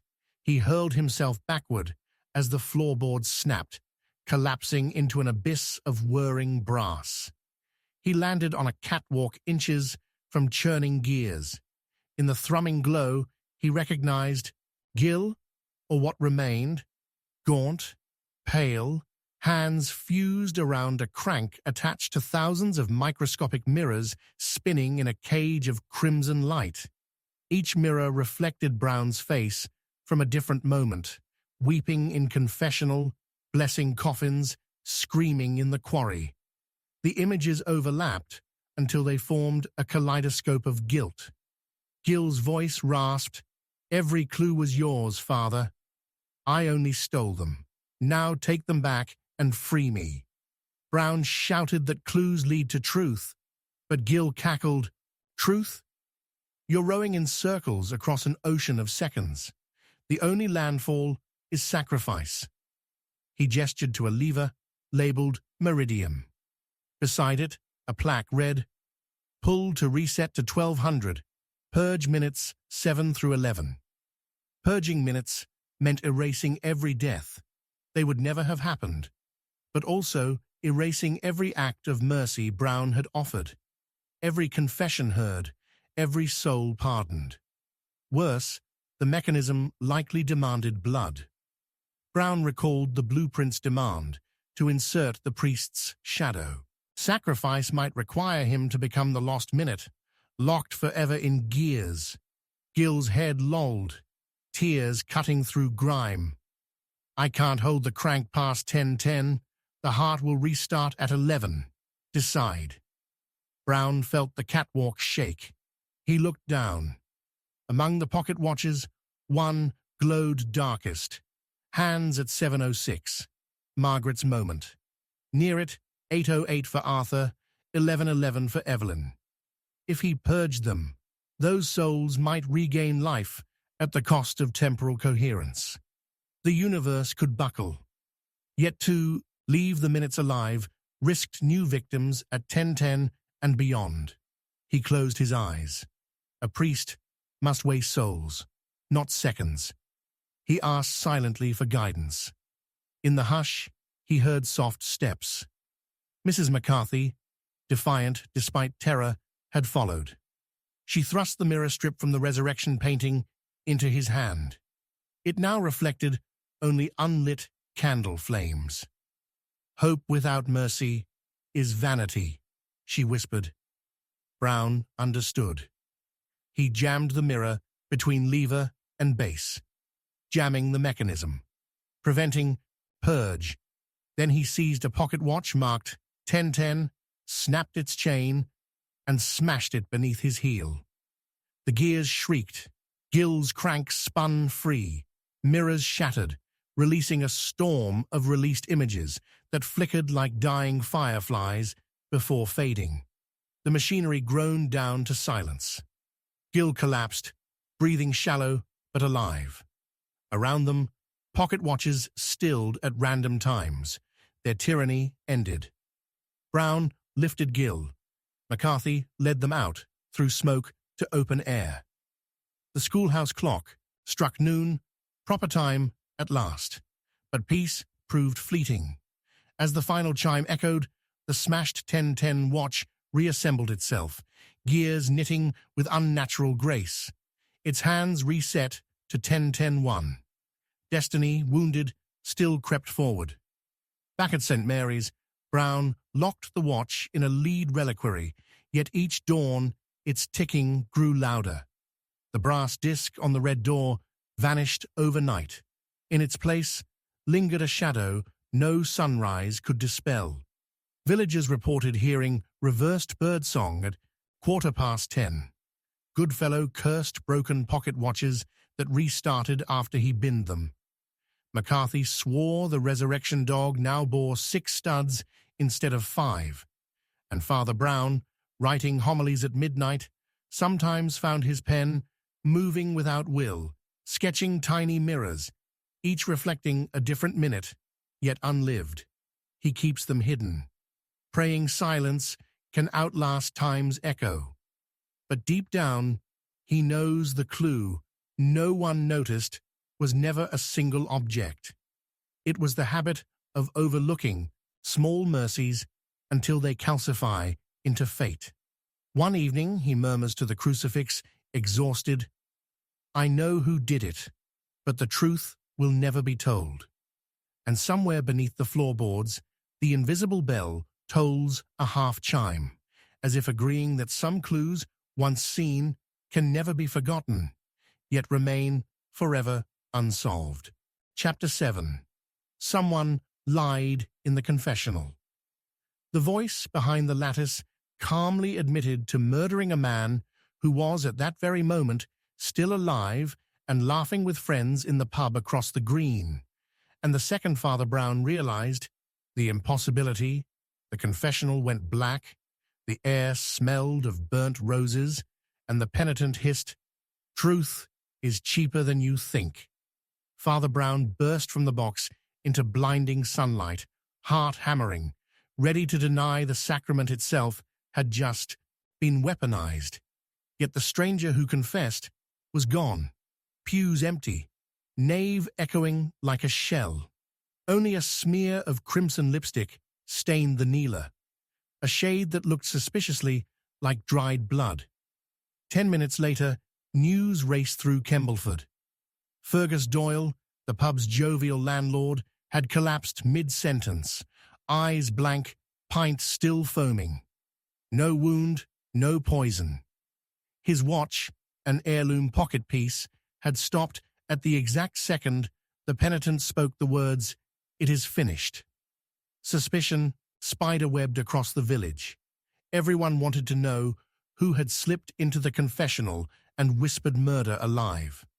Father Brown, shackled by the seal, could not recount what he had heard. Yet something deeper troubled him. He was no longer certain the killer had lied.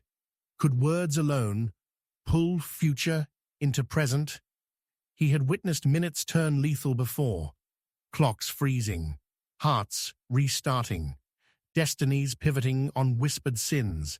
But this felt worse, a scheme that needed no machinery, no melted coins, only the human thirst for absolution. He spent that night scouring the church registers, hunting signature inks and lipstick shades. He found nothing. At dawn, Sergeant Goodfellow arrived with a riddle. Fergus Doyle's body exhibited an anomalous bruise on the left palm, shaped like a cross-hatched lattice, the exact pattern of the confessional grill, as if someone had pressed his dead hand against the barrier after death. Worse, the imprint reeked of altar wine. Brown tasted dread. He alone had recorked the cruet before Vespers. How had sacramental wine touched a corpse in a locked pub? Unless the killer had carried a few scarlet drops as proof or ritual or both. 2 days later, a widow claiming to be Doyle's sister arrived to arrange the funeral, yet no one had heard he had surviving kin. She wore the same blood-dark lipstick. Father Brown tried gentle questions. She smiled with pity, as though he were the lost lamb. At the funeral, her veil trembled in non-existent the wind, and though she wept convincingly, not one tear wet her cheek. That night, Brown dreamed of the confessional shutting on its own, wood groaning like a throat closing around a lie. He woke to knocking. On the door's threshold lay an envelope sealed with red wax.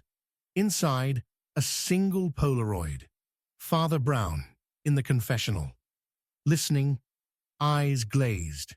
Someone had photographed him from the penitent's side, an angle never visible except to the one whispering sin. Scribbled on the back, "Count your lies, Father. One will cost a soul." Sleep fled. He reviewed every confession from the past month.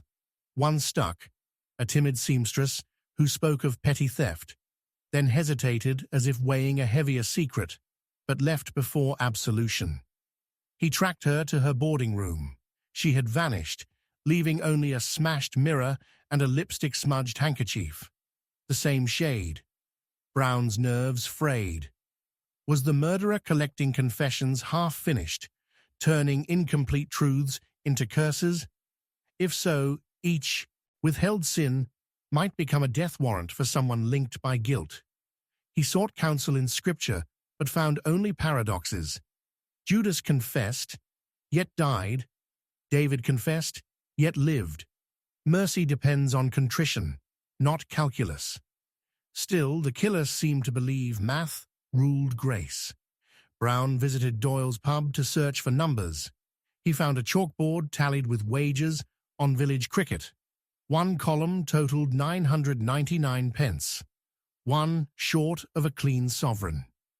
Next to the sum was drawn a tiny confessional booth.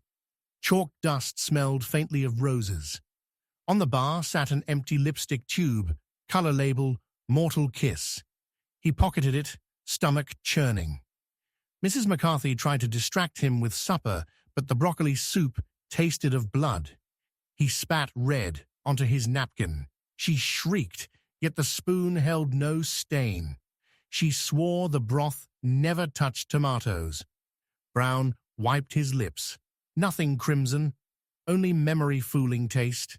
He realized the killer was attacking perception, making truth slippery. If he doubted soup, he might doubt Scripture. At midnight, church bells tolled 13 times. Brown raced to the tower. No rope moved. Inside the belfry, he found a new Polaroid taped to the clapper. Fergus Doyle's corpse seated in the confessional. Wine cruet tipped into his dangling hand. On the back, 2 lies down. How many left? Brown fell to his knees. Someone was staging sins like tableau. Confessional dioramas demanding payment in blood for lies untold. But whose lies? His? The penitent's?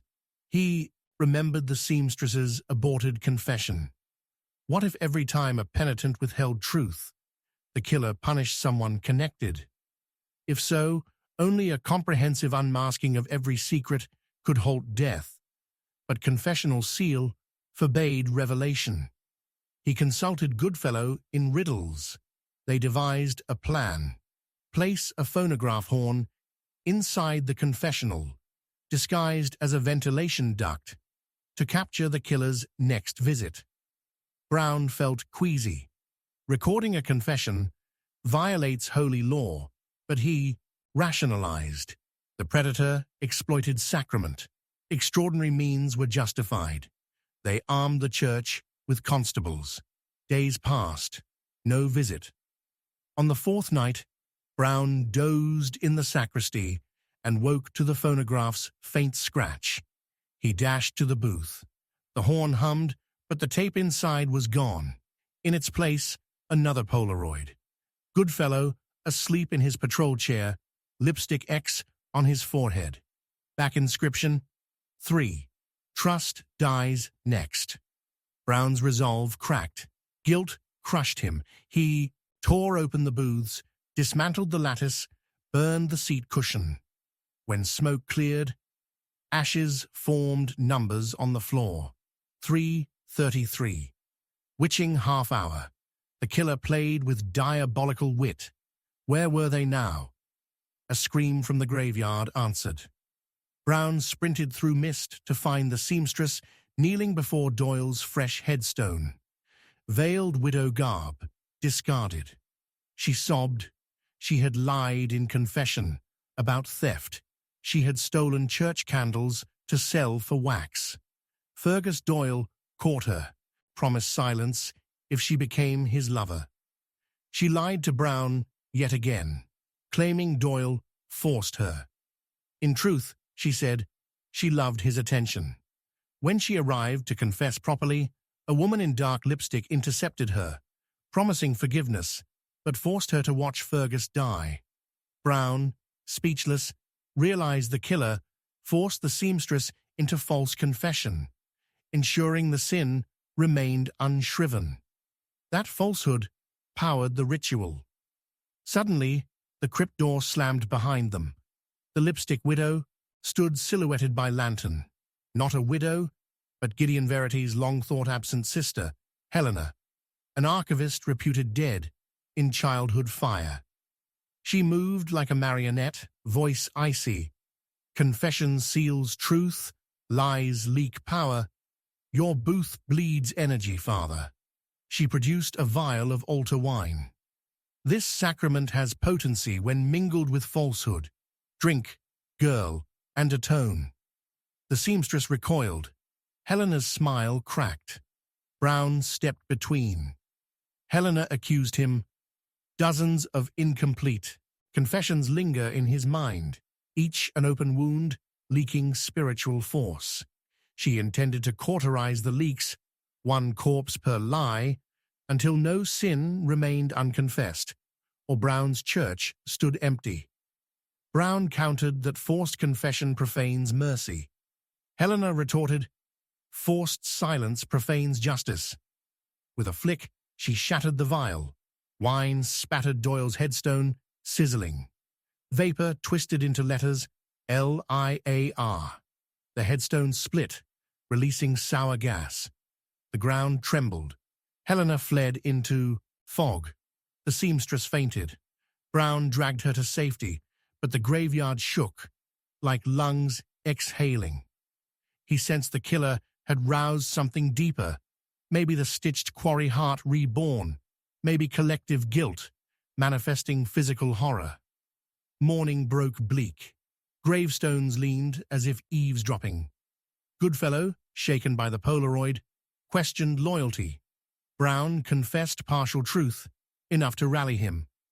Together, they traced Helena's past.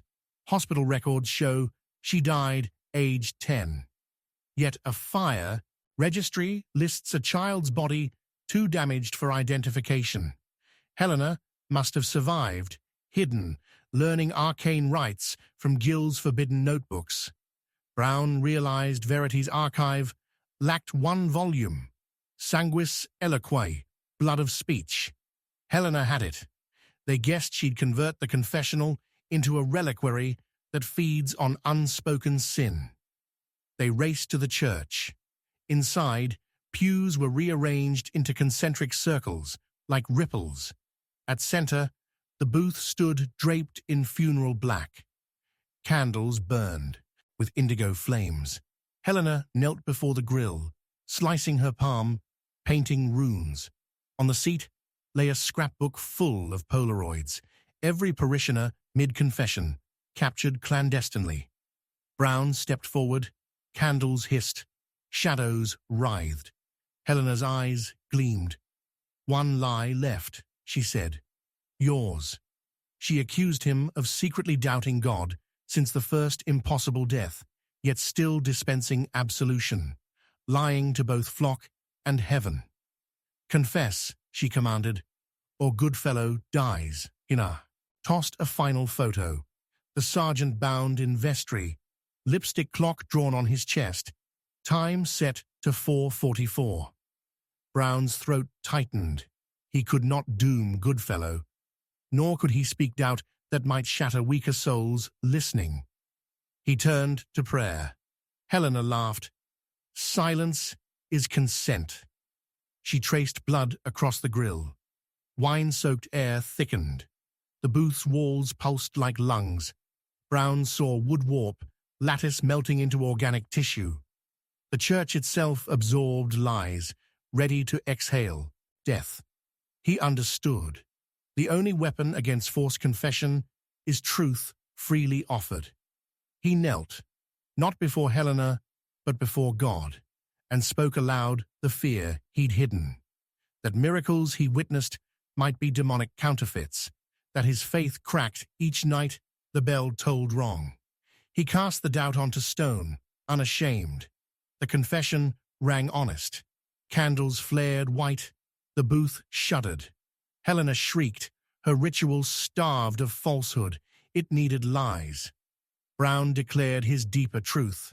Though afraid, he still believed love outlasts terror. Shadows receded. The booth fissured. Helena stumbled. Blood sigils evaporated. She fled through the sacristy. Brown chased, leaving the seamstress to douse candles. In the vestry, they found Goodfellow alive, but weakened. Lipstick clock on his chest smeared. Time unreadable. Helena cornered, pressed a shard of the broken confessional grill to her throat. Brown begged surrender. Helena raved about wounds unloved, sins unheard. She admitted, planting Polaroids, stealing wine, whispering futures to scramble faith. But one puzzle remained. She had never entered the confessional the first time. Someone else whispered Doyle's doom. She only harvested aftermath. The original liar remains unnamed. Helena grinned crimson. Find that voice, Father, or this never ends. She slashed the shard across her palm instead of throat, flinging blood onto Brown. It burned like ice. She bolted through stained glass, vanishing into sunlit shards. Goodfellow recovered. The seamstress confessed fully and sought penance.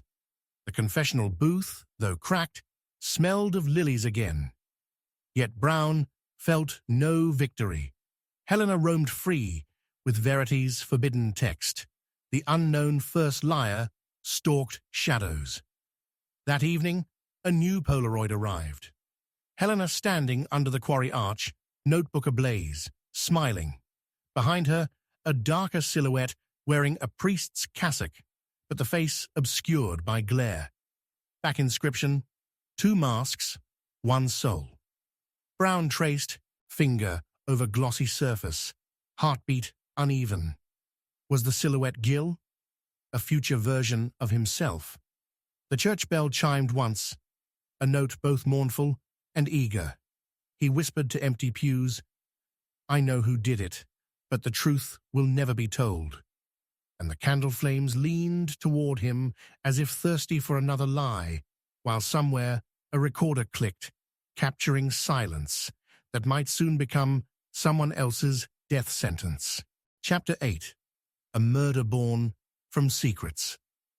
The telegram that detonated Father Brown's dawn announced a death that had never happened, and swore it was already his fault. It arrived unsigned, but the envelope carried the scent of lily pollen and graveyard loam, scents that had begun to haunt every corner of Kembleford like the thin residue of sins whispered but never cleansed. The telegram contained only 12 words, stamped in jittery purple ink. The bride is dead, buried alive, yet breathes as you read. For one disorienting instant, the priest imagined the paper pulsed between his fingers, as though borrowing the heartbeat of the woman it named. He read the name twice, lips numb. Rosamond Chase, fiancée of James Palmer. Due to marry in 2 days beneath the same stained glass arch that had watched too many miracles curdle into nightmares. No body lay in the morgue, no announcement in the paper, no frantic knock on the vicarage. Merely this proclamation that a crime, complete and unfinished, had sprouted inside the village like a night bloom. He stepped outside. Dawn mist curled over tombstones until each marble slab resembled a shrouded guest at an unholy wedding. Somewhere beyond the hedgerows, a rooster crowed, but the note carried a softer echo, a distant woman's gasp repeating inside his skull. Guilt pressed its thumb against his spine. The telegram claimed blame, and he feared the sender might be right. For weeks, the confessional had been a pulse at the heart of impossible events, its grill absorbing half-spoken lies, unwashed fears, childish half-truths, an archive of secrets too volatile to stay silent. He wondered which secret among them called Rosamond to her grave ahead of schedule. Within the hour, James Palmer arrived, suit dusty from pre-wedding errands, unaware of any telegram. He radiated the fragile optimism of a man who believes marriage will end loneliness. Rosamond, he said, was visiting seamstress fittings. Brown lied with practiced gentleness that all was well, promising to see them both at rehearsal. The lie tasted of iron. He watched James stroll away, but long after the man vanished, the ground underfoot retained a phantom footfall, as if heavier steps followed. Brown recognized the sensation. The shadow self he thought he'd outrun still walked half a pace behind, matching him, heartbeat for heartbeat. He needed evidence.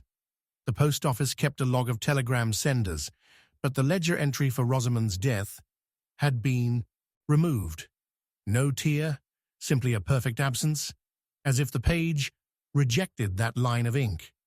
The clerk, pale, swore the slot was blank when she balanced books. Brown felt reality's weave thinning. Outside, a funeral procession wound through the street. Black carriage, veiled mourners, casket draped in lilies. No one in the church had scheduled a funeral. The carriage turned toward the quarry road, and when Brown chased after it, he found only wheel ruts that ended in windswept dust. Night fell early, sky bruised purple. He visited Rosamond's cottage. She answered the door with pins in her hair, dress half-basted, amused by his fluster. Yet behind her polite smile, he sensed wariness, as though she too smelled a grave bloom on the air. He warned her to avoid travel. She agreed, eyes shifting to an antique armoire behind him. He glimpsed its mirror, reflecting not him, but an empty doorway. Before he could comment, thunder cracked and candles snuffed. By the time flame returned, the mirror showed only him, pale, eyes too wide. Rosamond asked what frightened him. He dissembled, blessing her and retreating. On the walk back, he kept to the center of the lane, nervous that hedges might lean in with listening leaves. Sleepless, he searched for smaller clues. The tailor's ledger listed a last-minute alteration of Rosamond's veil to enlarge the face mesh, ordered not by bride or groom, but by H. Verity, Helena's alias. Brown's pulse surged. She still orchestrated terror in the shadows, perhaps grooming a final sacrificial bride. He recalled Helena had promised every unconfessed secret would bleed.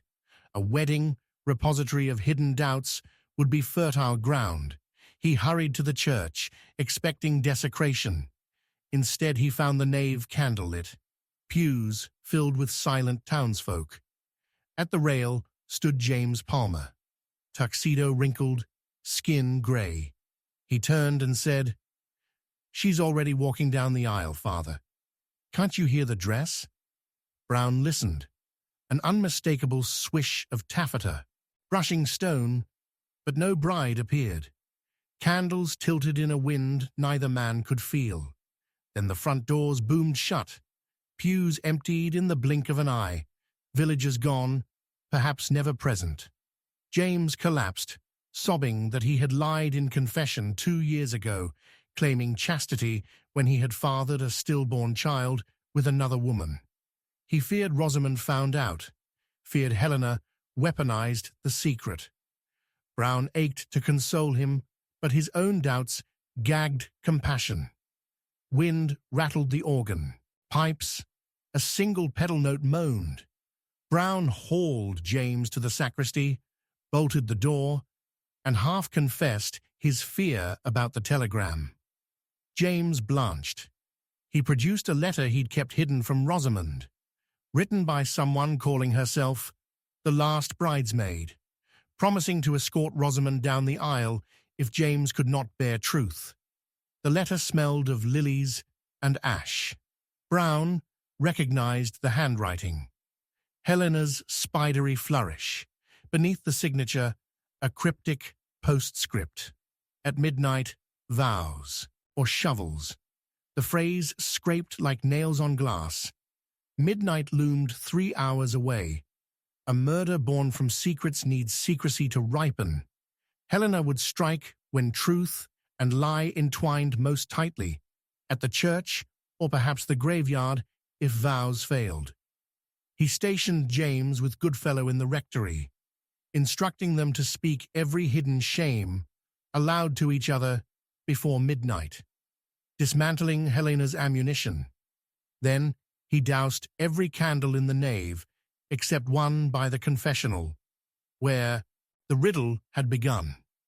A brittle hush settled, broken only by distant thunder. Brown knelt, praying for clarity. When he lifted his head, ink pooled beneath the confessional door, forming letters. Tell her the name. Ink soaked into the wood, leaving no trace. He rose, heartbeat erratic, entered the box. Inside, a scrap of bridal lace floated mid-air, twisting like a moth, then singed to smoke. Echoing in the dark, Helena's voice, Gil's, his own. You cannot save a bride who marries a lie. Footsteps creaked in the nave. Rosamond appeared, veil over loose hair, candle dripping wax on her glove. Her face looked carved from fear and resolve. She confessed she had received the same telegram about her own death and believed it, because secrets follow bloodlines. Her mother died 2 nights before her wedding. Same age, same bouquet of lilies. She believed a family curse hunts brides who wear deceit over their hearts. James's hidden past confirmed her dread. She begged Brown to consecrate marriage tonight, immediately, before midnight. Brown faltered. What vow could be holy under such terror? Thunder shook panes. He saw Helena's silhouette behind the stained glass of Saint Margaret, a slash of lipstick grin, hand raised as though by puppet strings. Seconds ticked. Brown realized the only weapon Helena lacked was a secret freely told. He persuaded Rosamond to summon James. Goodfellow escorted the trembling groom. Under the single sanctuary lamp, Brown demanded absolute honesty. James confessed the stillborn child's name, Hope. He described burying the baby beneath an ash tree on Quarry Road, alone, lying to every friend. He feared Rosamond would recoil. Instead, she wept. Forgiveness instantaneous. The curse fractured a little, but Brown sensed Helena listening. He turned to Rosamond. She said her secret. As a child, she watched her mother set fire to a wedding veil. The blaze killed a bridesmaid, a death erased from family history. In nightmares, the veil still smoldered. Brown took their hands, began the rite. Dearly beloved. Thunder dimmed. Helena's silhouette retreated, but her laughter rippled through glass. At midnight -1 minute, the front doors burst, letting in a gust that blew out candles. Only the sanctuary lamp glowed. Helena stepped into its ring, wearing a black bridal gown, veil of scorched lace, trailing smoke. She carried a shovel painted ivory.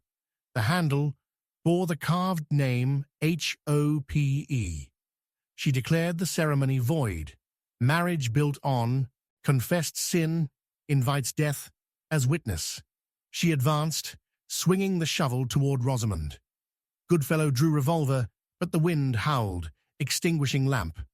Darkness swallowed coordinates. Clang of metal on stone, scream, silence. When oil lamps flared, Rosamond stood untouched. Helena sprawled, shovel snapped, eyes wild. James's pocket watch lay open on her chest. Hands frozen at 12 o'clock. Rosamond knelt, removing the black veil. Helena's face beneath was little more than cracked makeup and exhaustion. She whispered that secrets must stay buried, or the world rips open. She begged Brown to finish what Gil began. 1 perfect hour, rewound. Brown shook head. Helena wept blood-tinged tears. She said the quarry heart still beat, but lacked a soul to steer it. She tried to give him the shattered shovel handle. Inside the wood, a cavity housed the stillborn child's tiny bracelet. Brown realized Helena unearthed innocence to power guilt. He refused. Helena's eyes glazed. A fissure opened in the floor before the altar, thin seam splitting toward the nave. From it rose cold air, smelling of lilies. The bracelet slid into the crack and vanished. Helena's body followed, dragged by unseen hook. Stone sealed behind her.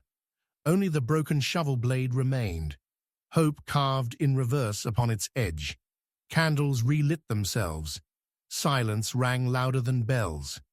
James and Rosamond clung together, wedded not by vow, but by ordeal. Brown spoke a blessing, voice ragged. Outside, dawn crept, though clocks said 5 past midnight. The telegram's prophecy failed, or did it? For on the church step lay a fresh telegram. The bride breathes, but the marriage is entombed. It was signed with a symbol Brown had never seen, a mirror split by a lightning bolt. He pocketed it, heart heavy.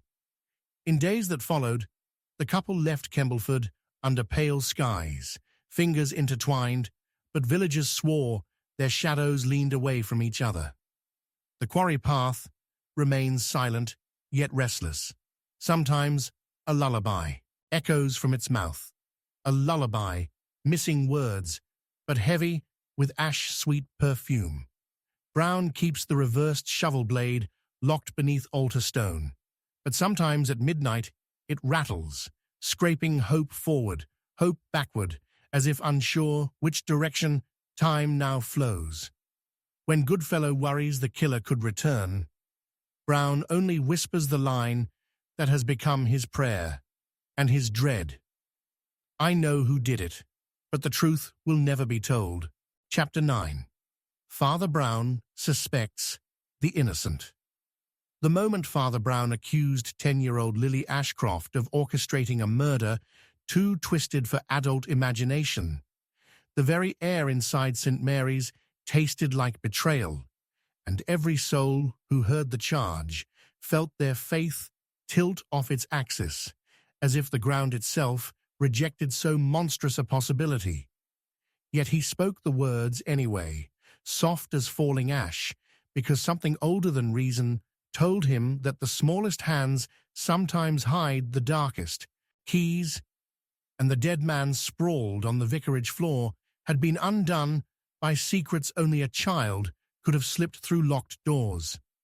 The body belonged to Dr. Victor Mallory, the village's beloved physician, found at dawn with eyes wide, lips stitched shut by a single strand of crimson thread. No blood, no bruising, no sign of struggle, only that dreadful filament knotted through flesh like a puppet's smile.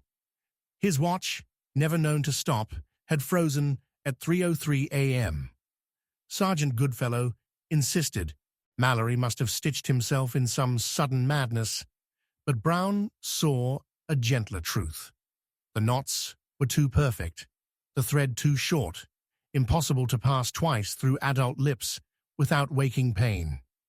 A second pair of hands had worked. Quick, deft, fearless. On the desk beside the corpse lay a folded paper crane, fashioned from prescription sheets, and, inside it, a child's rhyme. Needles sleep when secrets wake. Hush the words a doctor makes. The scrawl looked shaky, yet deliberate. Printed, in violet ink, no chemist sold. Mallory's surgery ledger revealed he'd spent the previous evening treating Lily Ashcroft for a fever unknown to medical books. No rash, no cough, only delirious whispers of clocks hiding inside walls. He had prescribed rest and delivered a stuffed owl to calm her nightmares. Her parents, terrified by the fever's swirl of gibberish, left her nightstand cluttered with melted candle stubs and marigolds, a charm against dream demons. Brown visited the Ashcroft cottage just after sunrise. Lily sat upright in bed, cheeks pale moonlight, cradling the doctor's owl. She hummed the same rhyme found in the paper crane. Brown's heart slowed. Children mimic what they hear, but this tune felt older than Lily's short life, older than Kembleford's cobblestones. When asked where she learned it, Lily pointed at the owl's eyes and said, "He told me, and the other man who looks like you but wears no collar." Brown swallowed dry air. A doppelganger priest had stalked his nightmares since the quarry heart throbbed beneath the village. Now a child claimed to converse with it in fever dreams. He slipped outside, stomach coiled. Goodfellow argued any suspicion of Lily was cruel. She'd hardly left her bed. Brown agreed, yet the rhyme clung. Back at the vicarage, they examined Mallory's throat tissue under magnifying lens. The holes were clean, angles shallow, like a tailor pinning silk. Needle size matched those used in children's sewing kits, not surgical stock. Mallory's fingertips lay faint dust of chalk and violet dye. In the surgery waiting room, Brown found a cracked slate board where Lily had drawn endless spirals during her appointment, the chalk chipped violet. Perhaps Mallory tried wiping her dusty hands, stained himself, later died. A negligible clue, unless thread and dye shared origin. Suspicion builds when the coroner discovers the crimson filament is not cotton, but braided human hair soaked in mercurochrome, stiffened yet pliable. A child's braid could be short enough. Brown's stomach knots tighter. He revisits Lily, her fever broken. She sleeps. On the pillow curls a snipped lock of auburn hair, 6 inches, ends crusted rust red. Mrs. Ashcroft insists she trimmed it while Lily tossed restless. Brown does not correct her. He scouts Lily's dolls. One is missing. Beneath bedboards, he discovers the stuffed owl's seams ripped, belly filled with nurse's gauze stained pink. Inside, a wooden spool holds the remaining red braid thread. Brown pockets it, dread blossoming. The first big reveal erupts that evening. Mallory's nurse, Agnes Trent, confesses she once lost her temper with Lily, insisting the girl stop humming nonsense. Agnes slapped her. Mallory reprimanded her. Lily's parents never learned. Agnes now finds in her satchel a new paper crane. This one reading, "Lips unstitched, tell tales untrue. Needle waits to silence you." Agnes collapses in hysteria, believing Mallory's ghost curses her. Brown sees deeper. Someone punishes adults for their secrets using Lily's innocence as veil and scalpel. The killer probably planted the crane to frame the girl, or more chilling, coax her into believing she is to blame. Midnight storms rattle the church. Brown sits alone, owl effigy on his desk, turning spool between thumbs. He whispers a prayer and snips a fragment of thread. The dye smells not of medicine, but of lily pollen and graveyard loam. The telegram sent that heralded Rosamond's phantom funeral. Helena's work, perhaps, though she vanished beneath altar stone. Or Gil, puppet master from long-fused clock gears. Either could exploit a child's fever to carry fresh horror. Brown opens the owl. Stitched inside its glass eye is a micro-photograph of Mallory, mouth open mid-conversation, time-stamped the day before. Another photo shows Brown preaching, time-stamped 3:03 a.m. when Mallory died. These are impossible. No camera present, and Brown slept in locked quarters. His doppelganger again. Cliffhanger, tension spikes when Lily disappears before dawn. Window latch unhooked, marigolds wilting, footprints of chalk dust and red dye lead toward the abandoned bell tower where a century-old schoolroom moulders. Brown and Goodfellow track lantern light through fog. Halfway, they hear faint humming. Lily's rhyme warped by echoes. Inside the tower, desks form a circle around the missing doll, now transformed, mouth stitched shut with the same thread, eyes replaced by mirror shards. A chalk spiral on the floor radiates out, each ring labeled with adult names, including Brown's, ending with Lily's in the center. Above, the bell swings, though no rope moves, tolling 3:03, though watch says 2:55. Brown senses time coils. Goodfellow calls out. Lily emerges from shadows, holding a needle dripping mercurochrome. Her nightdress is spotless, but her expression distant, as if listening to headphones only she can hear. Brown kneels, whispers her name. She blinks. Confusion flickers. She says a voice promised to untie her nightmares if she played a sewing game.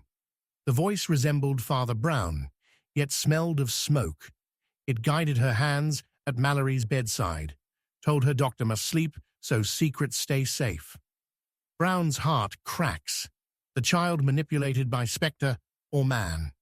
Floorboards groan, a hidden trapdoor pops. Up rises Helena Verity, eyes hollows, hair wild, clutching the missing braid. She claims innocence. She found Lily sleepwalking, tried rescuing her, but the doppelganger priest forced them here, commanding Lily to trace spirals. Brown demands proof. Helena extends her palm. Fresh puncture wound, threading mercurochrome hair, claiming she cut the child loose. Brown, torn between past horrors and present nightmare, nearly accuses Helena, but Lily tugs his sleeve. It wasn't her, she whispers. It was you, but not you. She points behind Brown. He spins. Moonlight projects his silhouette on bell wall, but the shadow's lips bear stitches that gape drooling darkness. The bell tolls 3:03. Light bulb shatters. Darkness pulses. Helena's scream chokes. When lantern relights, Brown, Goodfellow, Lily stand alone. No Helena, no doll, no spiral, only Mallory's watch ticking on the floor, hands unstuck, counting forward again. Brown clutches Lily, fleeing tower before shadow detaches. Back at Vicarage, Lily sleeps dreamless. Brown sits vigil, pen poised to confess doubts, but paper remains blank. Ink refuses flow, as if words themselves fear weaving another trap. At dawn, Goodfellow reports, Helena surrendered at station, carrying the voiceless doll, claiming she pulled it from a hole under altar stone. In custody, Helena sobs she only tried to break cycle, to expose the shadow that preys on secrets. She begs Brown, believe her. He studies the doll. Stitches uneven. Thread length long enough for adult's mouth. He compares to Mallory's neat knots. Different hand. Helena perhaps scapegoat. Yet Brown cannot deny the child's rhyme preceded murder. He visits Lily again. She draws quietly, no fever. Her picture shows Brown hugging a stitched lip shadow while a little girl watches. Brown asks why. She says, because shadows get lonely. He shudders, pocketing drawing. Hours later, Mallory's funeral. During Requiem, a sudden hush sweeps congregation. Every adult feels tug at lips, fleeting prick of pain. Candles flicker violet. At service end, pew cushions display fresh paper cranes reading, "The innocent see what priests refuse." Next knot ties itself. Panic murmurs. Brown lifts, eyes to choir loft. Lily stands, with Helena beside her, neither aware of congregation, both gazing at stained glass. Then they vanish from loft, as if never there. Brown's closing narration, voiceover for your mystery video, would leave viewers with quarry heartbeat echo, looming threat of untamed shadow, a priest crippled by fear of accusing innocence, yet forced to confront a reflection wearing his face. He whispers the line that now feels prophecy rather than admission. I know who did it, but the truth will never be told. And behind him, in the darkened nave, something small and sharp pierces cloth, preparing the next crimson thread. Chapter 10. She whispered one final name. She died with ice in her lungs, yet the last word that cracked from her throat was not a plea for mercy, but a name so forbidden. Father Brown felt the church walls lean inward, because only two living souls were supposed to know it, and the other one was already buried beneath 6 feet of quarry chalk. The woman, Madeline Grayson, collapsed halfway through Vespers. She had no enemies, no illness, only a lingering cough from winter, yet something unseen throttled breath from her in the glow of the sanctuary lamp. As parishioners knelt in confusion, Father Brown rushed to cradle her head. Her pulse stuttered, eyes glazed, and then she whispered that single name into his ear, a syllable heavy as a gravestone. Ethelred. No parishioner heard it, no choir boy repeated it. Yet the syllable echoed in Father Brown's skull like a bell struck inside a coffin. Ethelred was a secret he carried from the confessional, a penitent's alias surrendered 16 years ago alongside sins so black the memory still tasted of iron. That penitent had disappeared, presumed dead. Now Madeline, kind, middling-aged, harmless, used her last breath to speak the vanished sinner's hidden name, and nothing about that fit the grammar of reality. Authorities called it sudden syncope, but Father Brown tasted something fouler, a chain of secrets stretching back to that long-ago confession had tightened until it strangled the wrong neck. He sealed the church, gathered choir boys to prayer, and in that hush he heard an impossible sound. Pew wood creaking in a pattern that spelled AETHELRED in Morse, short groans and long sighs. When he traced the noise, he found a single hymnal on the floor, opened to a page that months earlier had been torn clean out. Now it lay restored, freshly printed, the ink still wet. The hymn number was 303. The same minute Dr. Mallory's watch had frozen before crimson thread stitched his silence. Brown's skin prickled. Something, or someone, was weaving every haunted second into a single noose. He sought Madeline's house. Windows stood ajar. Curtains fluttered like breath. Inside, he smelled lily pollen and graveyard loam, the persistent perfume of every recent horror. Her study desk revealed an unfinished letter addressed to no one. Father Brown will understand why the name must return before the mirror cracks. Pinned beneath the page was an oval mirror, silver backing tarnished so badly it reflected only silhouettes. When Brown lifted it, grease pencil words glimmered on the glass. Find the ledger beneath the ash. He pocketed mirror and letter, heart hammering.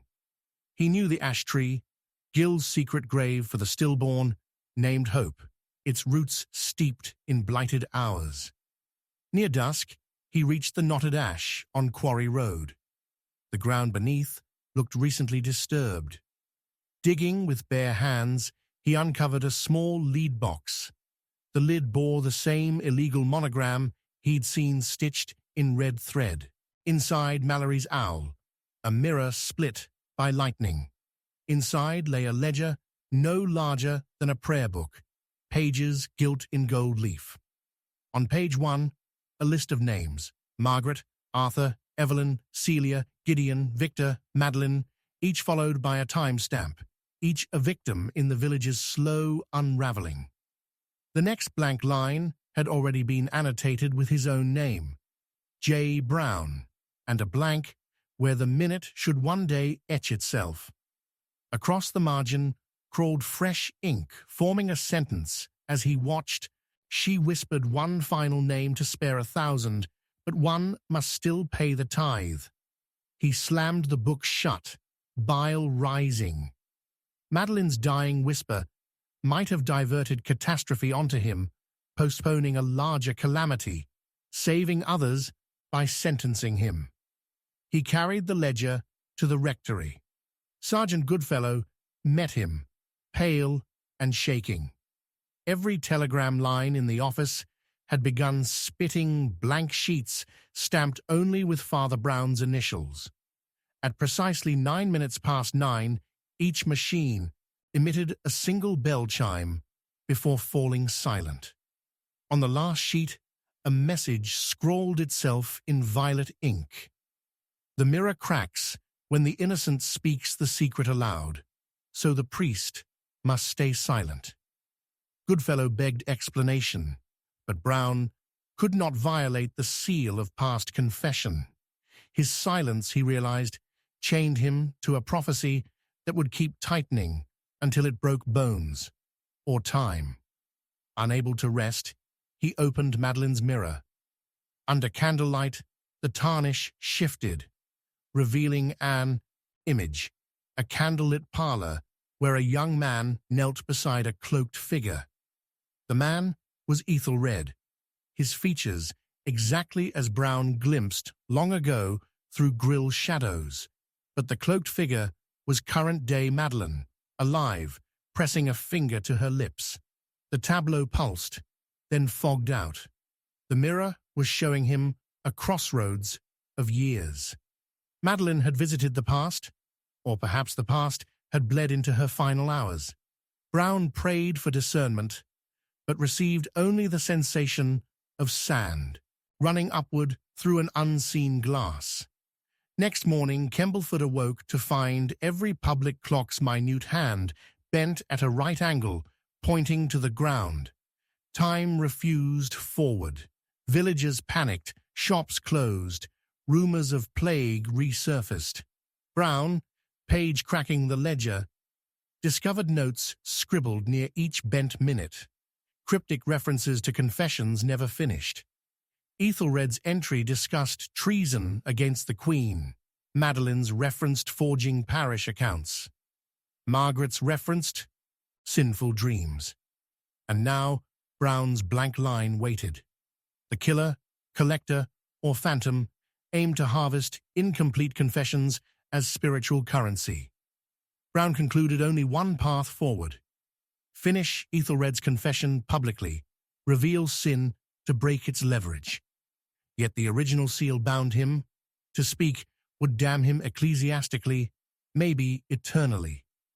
The paradox gnawed. That afternoon, Mrs. McCarthy scurried in, claiming every mirror in her cottage now reflected a version of herself, mouthing a single name, Ethelred, until it rang in her ears. Villagers smashed their looking-glasses, but shards sang the same syllable like trapped crickets. Brown realized the village itself had become a lens, focusing on the secret. He must either speak or see innocence splinter. He walked to the ash tree again, ledger under arm. intent on burning it. Lightning cracked a cloudless sky. The ash split down the middle, revealing a hollow heart where the ledger originated. Inside, carved with surgical precision, was a face. Madeline's, eyes open, tree sap dribbling like tears. Her carved lips moved, sap forming words. Don't break the glass. Shatter the hour. Brown staggered back, trembling. Night descended. He assembled the parish in St. Mary's, determined to confess his knowledge without naming the penitent directly, maybe satisfying cosmic mathematics without violating sacrament. As he began, the sanctuary lamp burst. Darkness gulped the space. When torches reignited, every pew was empty, save Lily Ashcroft standing alone, holding Madeline's mirror. She lifted it. Brown saw his own face stitched shut with crimson thread.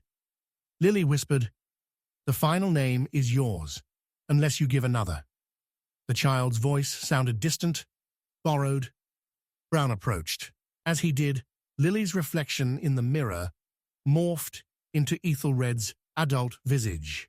He halted. If he named Ethelred aloud, would the ledger record the minute and claim another victim? Maybe Lily. He could not gamble. Sergeant Goodfellow barged in, wielding the broken oaken crucifix from the churchyard. He struck the mirror. It shattered. Shards spun mid-air, like hummingbird wings, rearranging into a ring of glittering knives before clattering harmlessly to the floor. Lily collapsed, breathing. Brown knelt. She awoke confused, but on each shard's silver backing trembled new ink, spelling together a question. If the name dies, what lives? Outside, the clock tower groaned. Its bent minute hand straightened, pointing at 11. The ledger in Brown's pocket grew hot. He opened it. His name remained, but a minute now appeared beside it. 11:11. The tithe had chosen. Cliffhanger heartbeat. At 11:10, every church bell in Kembleford began tolling, though ropes lay slack. Brown ascended the tower alone, to face destiny. Wind howled through missing panes, scattering hymn pages. The bell's clapper pulsed without touch. On the floor lay an old Roman chasuble, embroidered with lilies, the same garment Ethelred had left in confessional 16 years earlier after weeping his sins. Beneath it, a diary penned in Madeline's hand revealed she had located Ethelred abroad, rehabilitated him, loved him in secret, and summoned him back to disclose truth before death's ledger advanced. But he'd fled again, terrified. Her final act was to whisper his name, hoping Brown would chase him, redirecting the ledger line from the priest to the penitent. Madeline's love tried saving him by sacrificing herself. Now, the clock hand clanged to 11:11. Brown waited for lightning, fire, heart rupture, but silence answered. Then a footstep behind. A man stepped from shadow, wearing priestly cassock without collar. Ethelred, older, gaunt, eyes hollow with dread. He admitted every sin. He kidnapped relics, betrayed parishioners, forged indulgences, and finally faked his death to escape penance. Madeline tracked him, forgave him, convinced him to surrender. He arrived tonight, but could not knock, so he climbed the tower. He begged absolution. Brown felt Cosmos tighten. If he granted it, ledger might seal, sparing everyone or unleash something worse. He asked Ethelred why the ledger existed. The man sobbed that after his fake death, he woke each night hearing seconds scratch walls, so he inscribed wrongs in gold leaf, hoping weight of guilt kept time away. Brown lifted crucifix splinter, placed it in Ethelred's palm, asked if he truly repented. "I do," the man whispered, "but the ledger never forgives." Brown prayed this Right. As he spoke the final blessing, wind died, the bell hushed. In the nave below, smashed mirrors ceased whispering. Yet the ledger line for J. Brown burned away from 1111, blank again. The next blank line etched a new name, Ethelred Grey Plus, with no minute, just an infinity symbol. Grey gasped, chest constricting.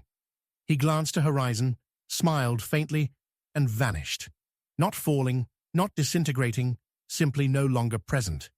Where he had stood, lingered a single lily petal, frozen in ice. The tower clock resumed ticking, straight hand restored. But when Brown descended, every pew contained a fresh hymnal, title, gold-stamped, the hours unwritten. Inside each first page gleamed the ledger list with Ethelred's name struck through. Under it, though, another blank line waited. Parishioners murmured uneasy prayers, aware though unknowing. Brown placed the frozen petal on the altar. It melted into water, smelling of lily pollen and graveyard loam. Days later, clocks stayed obedient. Mirrors silent. But Father Brown felt the blank line tug at him with every tick. He wonders whether Ethelred's absolution carried cost yet unpaid, whether another innocent will whisper his name at our unforeseen. At Compline he sits alone, quill hovering above parchment, tempted to write apologies to those not yet harmed. He ends prayer the way Nightmare taught him, half promise, half warning. I know who did it, but the truth will never be told. And somewhere beyond the vestry door, a hymnal rustles, open to page 303, as if an unseen choir is warming its voice for the next verse nobody is ready to hear. Chapter 11. The Crime That Broke Him.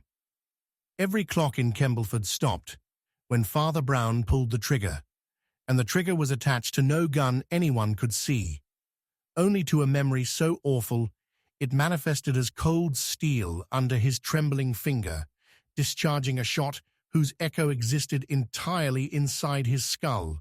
Yet a heartbeat later, a man lay dying in the vestry, and the priest knew the bullet was real enough to end everything he believed in. The corpse belonged to Rupert Hale, an itinerant, stained-glass restorer who had arrived 6 weeks earlier with a toolbox of colors and a smile that reflected every sin you tried to hide. Parishioners loved him. He sang while he worked, restored St. Michael's shattered wings, brought pastries to choir practice, and told no one he kept a diary of their private conversations he harvested like ripe fruit to feed an unseen hunger. Father Brown discovered that journal by accident while dusting the gallery, page after page of detailed accounts not only of idle gossip but of sealed confessions, secrets the priest never spoke aloud, secrets only the confessional grill should know. Hale had written them in his own hand, annotated with times and predicted consequences, as though scripting a tragedy he planned to watch unfold. And on the final page, beneath an ink drawing of a broken chalice, Hale had drafted a note to be mailed on Easter Monday. When the priest's heart finally cracks, the rest will collapse like glass. Brown confronted him in the vestry just after Compline.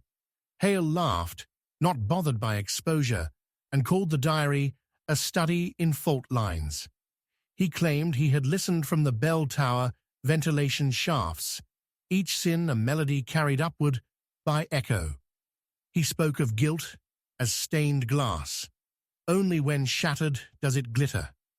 He threatened to publish every page, promising it would purge the village of hypocrisy.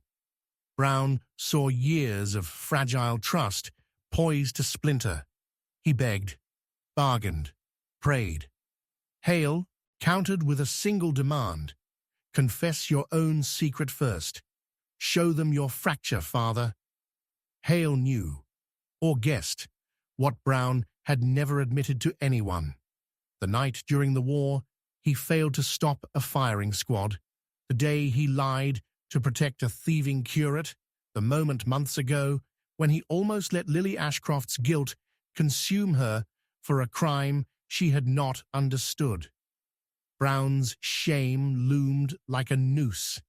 Mid-argument, the church bell tolled an impossible hour. 13. Hale's grin widened. The clock tower had become his accomplice. Brown felt the dark machinery of earlier chapters grinding behind those chimes. Gil's stolen minutes, Helena's mirror riddles, Ethelred's ledger of gold leaf names. Hale was the unforeseen gear linking them, a man whose only weapon was story. But story, Brown realized, could kill as surely as thread through lips. Hale opened his toolbox, revealing not spanners, but sheets of lead-like glass cut into words, literal confessions etched backward so they could be projected onto walls when candlelight shone through. He planned to cover St. Mary's windows with parish sins by dawn. Brown's pulse hammered. He saw reputations ruin, marriages implode, children turn cynical, and he saw his own line etched largest. The priest who let time bleed. Then Hale produced the final pain, a life-size silhouette of Father Brown holding a revolver. "You will play the villain," he said, "so they can blame you instead of themselves." Brown whispered, "There was no gun." Hale shrugged and struck a match. Candlelight cast the glass silhouette onto the wall. Brown's hands, revolver, smoke. In that hallucination of lead and flame, Brown's fingers convulsed, mind cracking under months of supernatural siege, decades of ordinary guilt. Something inside him snapped. A thunderclap roared in his ears. Hale staggered backward, eyes wide in real surprise. A bloom of red spread across his vest, exactly where the projected bullet hole glowed. Hale collapsed, clutching empty air. Brown stared at his own shaking hands. Still empty, yet smelled cordite, felt recoil in tendons. Whether clockwork curse or divine intervention, the shot existed. Goodfellow arrived to the sight of Brown, kneeling beside the body, whispering, act of contrition over a dying man who choked on laughter. "You finally confessed," Hale rasped. "Perfect." Blood pooled.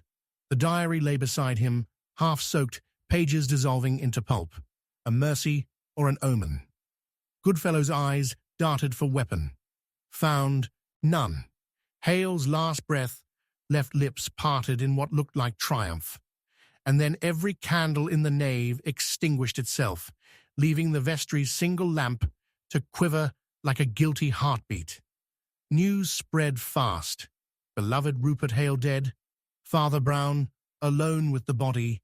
No gun, no wound explanation. Villagers wrestled with disbelief. Some defended their priest. Others feared every twisted rumor since Margaret Elwood's death had finally borne fruit. Brown submitted to arrest. Silent, shattered. In the cell, he replayed seconds of impossible gunshot, felt phantom weight of revolver. He feared the supernatural conspiracy had engineered his breakdown to complete Ethelred's unfinished ledger line. If Brown's minute was now chosen, what new horror might that empower? Mystery deepens when coroner uncovers shards of lead-like glass inside Hale's wound, edges fused by extreme heat as if bullet melted on entry, leaving no metal. More bizarre, the glass shards spell letters, rearranged reading, broken father. Goodfellow shows Brown. The priest's heart sinks. Hale continued writing, even in death, using his own body. Meanwhile, the bell tower rings 13 each night. Brown remains jailed. Parishioners report shadows of revolver wielded by invisible hands marching across nave walls. Rumor mutates. Brown is sorcerer, saint, murderer, martyr. Then the first big reveal upends everything. Mrs. McCarthy discovers a hidden attic above the sacristy, filled with Hale's earlier projects. Glass, panels depicting each enigmatic death, Margaret mid-lullaby, Arthur gripping stopped watch, Gideon vanishing, scenes Hale could not have witnessed. In the center of attic sits a lead-glass heart entwined with gold wire, Gill's monstrous time organ reborn in fragile sheen. Each heartbeat flickers candlelight onto walls, projecting minutes: 7:06, 8:08, 11:01, 11:56, 12:00, 3:03, and now a new glowing stamp. Question mark. Question mark. A camera on tripod faces the heart. Shutter set to click when final time appears. Hale meant to immortalize the priest's impending minute, the crime that would break him in everyone's eyes. But Hale lay dead, minute blank. The heart pulses slower, as though waiting. Goodfellow secretly frees Brown to view attic. Seeing the heart, Brown understands Hale was never mastermind. He was canvas. Someone, something, fed him visions, perhaps through those attic windows, aligning with tower slats. Brown touches glass heart. It's cold, but images swirl across internal veins, showing Hale asleep while a silhouette bends over him, whispering through brass ear horn, funneled down from bell tower. The silhouette wears a collarless cassock, the doppelganger priest. The same figure Lily saw, Helena feared, Gill may have conjured. Brown now believes the doppelganger is his own despair, made semi-corporeal by villages' accumulated secrets. A living negative of mercy, thriving on confession's refusal. And it has orchestrated each tragedy to draw Brown into ultimate act of self-destruction, murder. Climax surges when bell tolls 13 midday. Villagers scream as every stained glass window reverses, showing sins instead of saints. Hale's final prank, triggered by unseen switch. Chaos erupts. Brown races to nave. Mirrored choir loft shadows show doppelganger raising unseen revolver toward crowd. Brown climbs pulpit, shouting confession of his wartime failure, thieving curate lie, all guilt uprooted. With each admission, the reversed windows crack. Images falter. He confesses fearing innocence, fearing love, fearing God's silence. Glass heart in attic shivers. Minute marks blink. Brown names his ultimate terror. I believed sin stronger than grace. The bell clapper snaps. Lightning nets the steeple. A thunderous crack shatters all reverse images, raining harmless shards. The doppelganger lets out soundless scream, revolver dissolving into dust. Attic heart stops. Silence, then normal bell chimes noon. The lead glass heart melts into puddle of clear water that smells of lilies, but not decay. Brown descends, bleeding from tiny cuts, embraced by villagers who realize windows now show brighter hues as if scrubbed of grime. Goodfellow announces coroner's addendum. Hale's fatal wound could have been self-inflicted by a heated glass projectile rigged to his own camera flash. Suicide framed as murder to condemn Brown unless he publicly broke. Hale died believing despair inevitable. But Brown, shattered yet unyielding, chooses mercy over silence. The crime that broke him then is not murder, but nearly surrendering hope.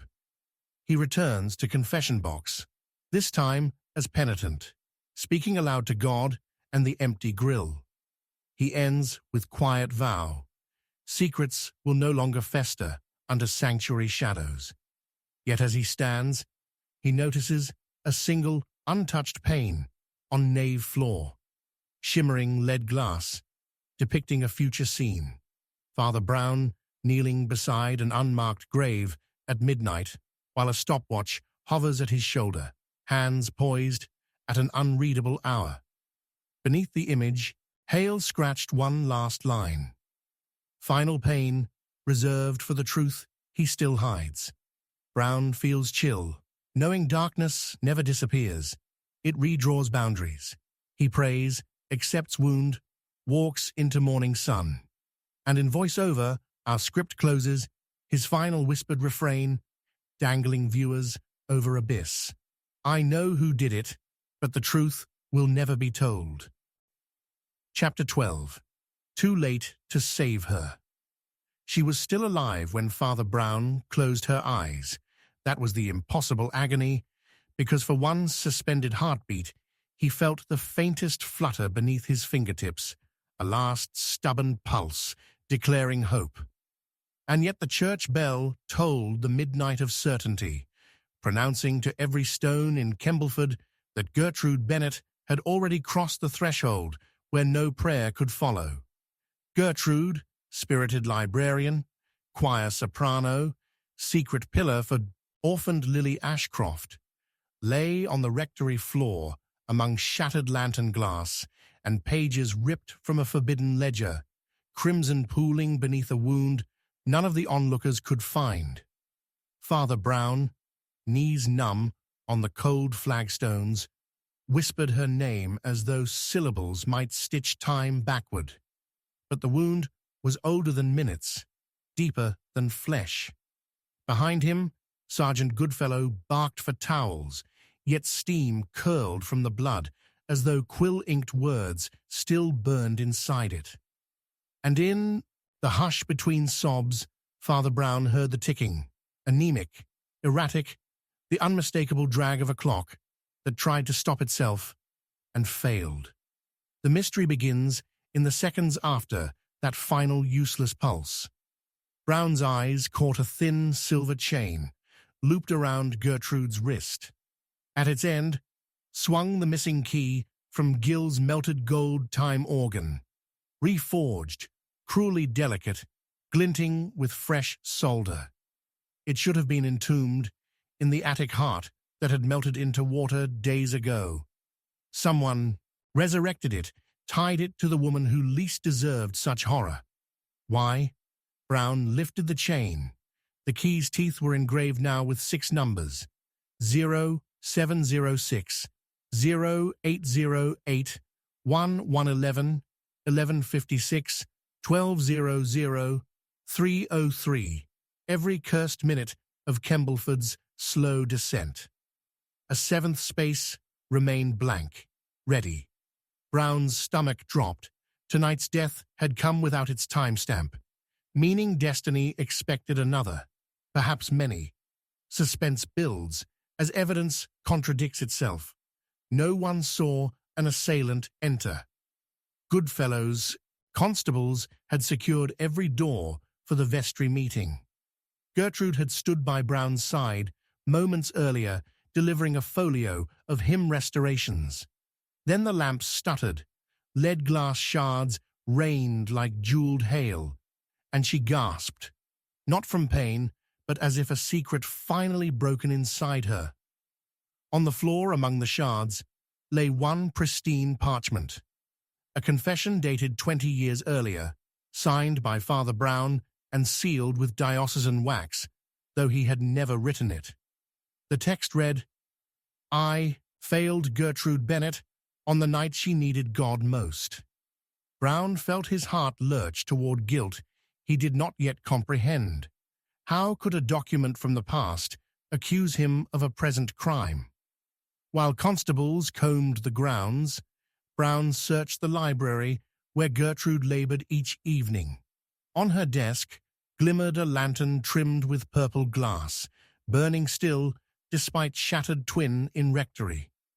Inside lantern's base, he discovered a folded envelope addressed to the guardian of unsung. Minutes, he cracked seal. The first page, penned in Gertrude's hand, explained she had traced the doppelganger priest, Brown's shadow, to a hidden crypt beneath the old aqueduct.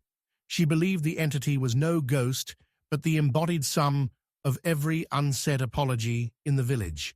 She urged Brown to meet her there at 11 that night with the golden key. Together, they could lock the shadow away. The second page, blank, drenched in faint lily scent, bore a bloody fingerprint. Evidence she'd never mailed the letter. Someone else placed it post-mortem. Brown realized the meeting had been staged not to save Gertrude, but to guarantee he arrived too late. He ventured to the aqueduct at dawn. Water dripped like feeble veins through moss-slick arches. Beneath a collapsed channel, torchlight revealed a door forged of church pew timbers, etched with the phrase "Confiteor sed non satis." I confess, but not enough. The golden key fit the lock, but Brown hesitated. Nails hammered from, self-reproach pounded inside his skull. Was he about to unleash or imprison? He turned the key. The door sighed inward, exhaling damp parchment smell. Inside, rows of shelves held jars containing fragments of burned hymnals, doll parts, stitched lips of wax, a macabre archive of everything the village had failed to forgive. At its center stood the doppelganger, not phantom now, but flesh, eyes sunken, cassock threadbare, yet posture mocking. It spoke in Brown's own timbre, accusing him of every hesitation, every half-mercy. Then it lifted its hand. Between its fingers dangled the time organ's missing heart, no longer glass or gold, but living tissue pulsing slow. Each beat thumped 0706 0808, halting just before the seventh. Brown understood. For the organ's cycle to complete, the priest must fail to save the next victim, sealing the minute that crowned despair. The shadow whispered, "Too late to save her. Too late to save yourself." The first big reveal surfaces as Brown notices a second figure chained behind the organ. Helena Verity, gaunt yet alive, her wrist bound by red thread leading into the heart's aorta. She claims the shadow birthed itself from her vow to make every lie bleed. Now it drains her, using her sorrow as fuel. She confesses planting decoy horrors to lure Brown into direct battle, hoping he would see the shadow cannot kill without his indirect consent. Gertrude discovered this. She volunteered to be bait, believing Brown's failure to protect her would force him to face the root. Brown's knees buckle. Gertrude sacrificed herself, trusting his despair would become resolve. But the golden key? Helena says it can turn the organ's cycle backward, returning stolen minutes. If inserted before the seventh minute, carves itself in flesh. They hear bells distant. Villagers gather at St. Mary's for a service mourning Gertrude. The shadow laughs. 1 hour until eulogy. Your sermon will nail the final minute. Helena begs Brown to destroy the heart. He fears unleashing worse. Torn, he severes red thread binding Helena. Instantly, the heart convulses, spraying dark fluid. The doppelganger staggers, shrieking. Stone ceiling cracks, water from aqueduct gushes, quenching lanterns. In chaos, Helena shouts they must drown the organ with unspoken truths. She drags shelves down, letting jars spill confetti of forgotten sins into rising water. Brown hoists the heart. It burns his palms like cold fire, beats shifting toward the blank seventh slot. 12:12. The sacrifice minute sets. They flee as tunnel collapses, heart thrashing in satchel. At church, mourners wait. Brown ascends pulpit, cassock soaked. Instead of eulogy, he confesses everything. His fear of clocks, secret war cowardice, complicity in each village tragedy through silence.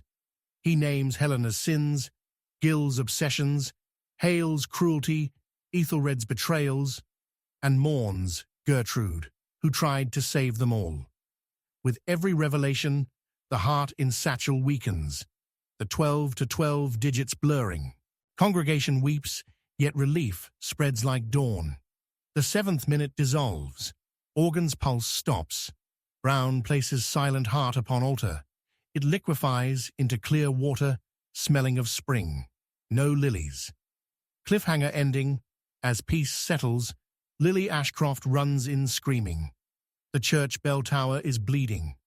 They race outside. Stone seams ooze crimson sap, forming one chilling sentence down the facade. Still too late to save her. Brown's soul wrenches. Who now? A girl's cry echoes from the quarry. Path. Cameras cut. He sprints toward sound, but frame freezes on him mid-stride. Bell toll frozen between chimes.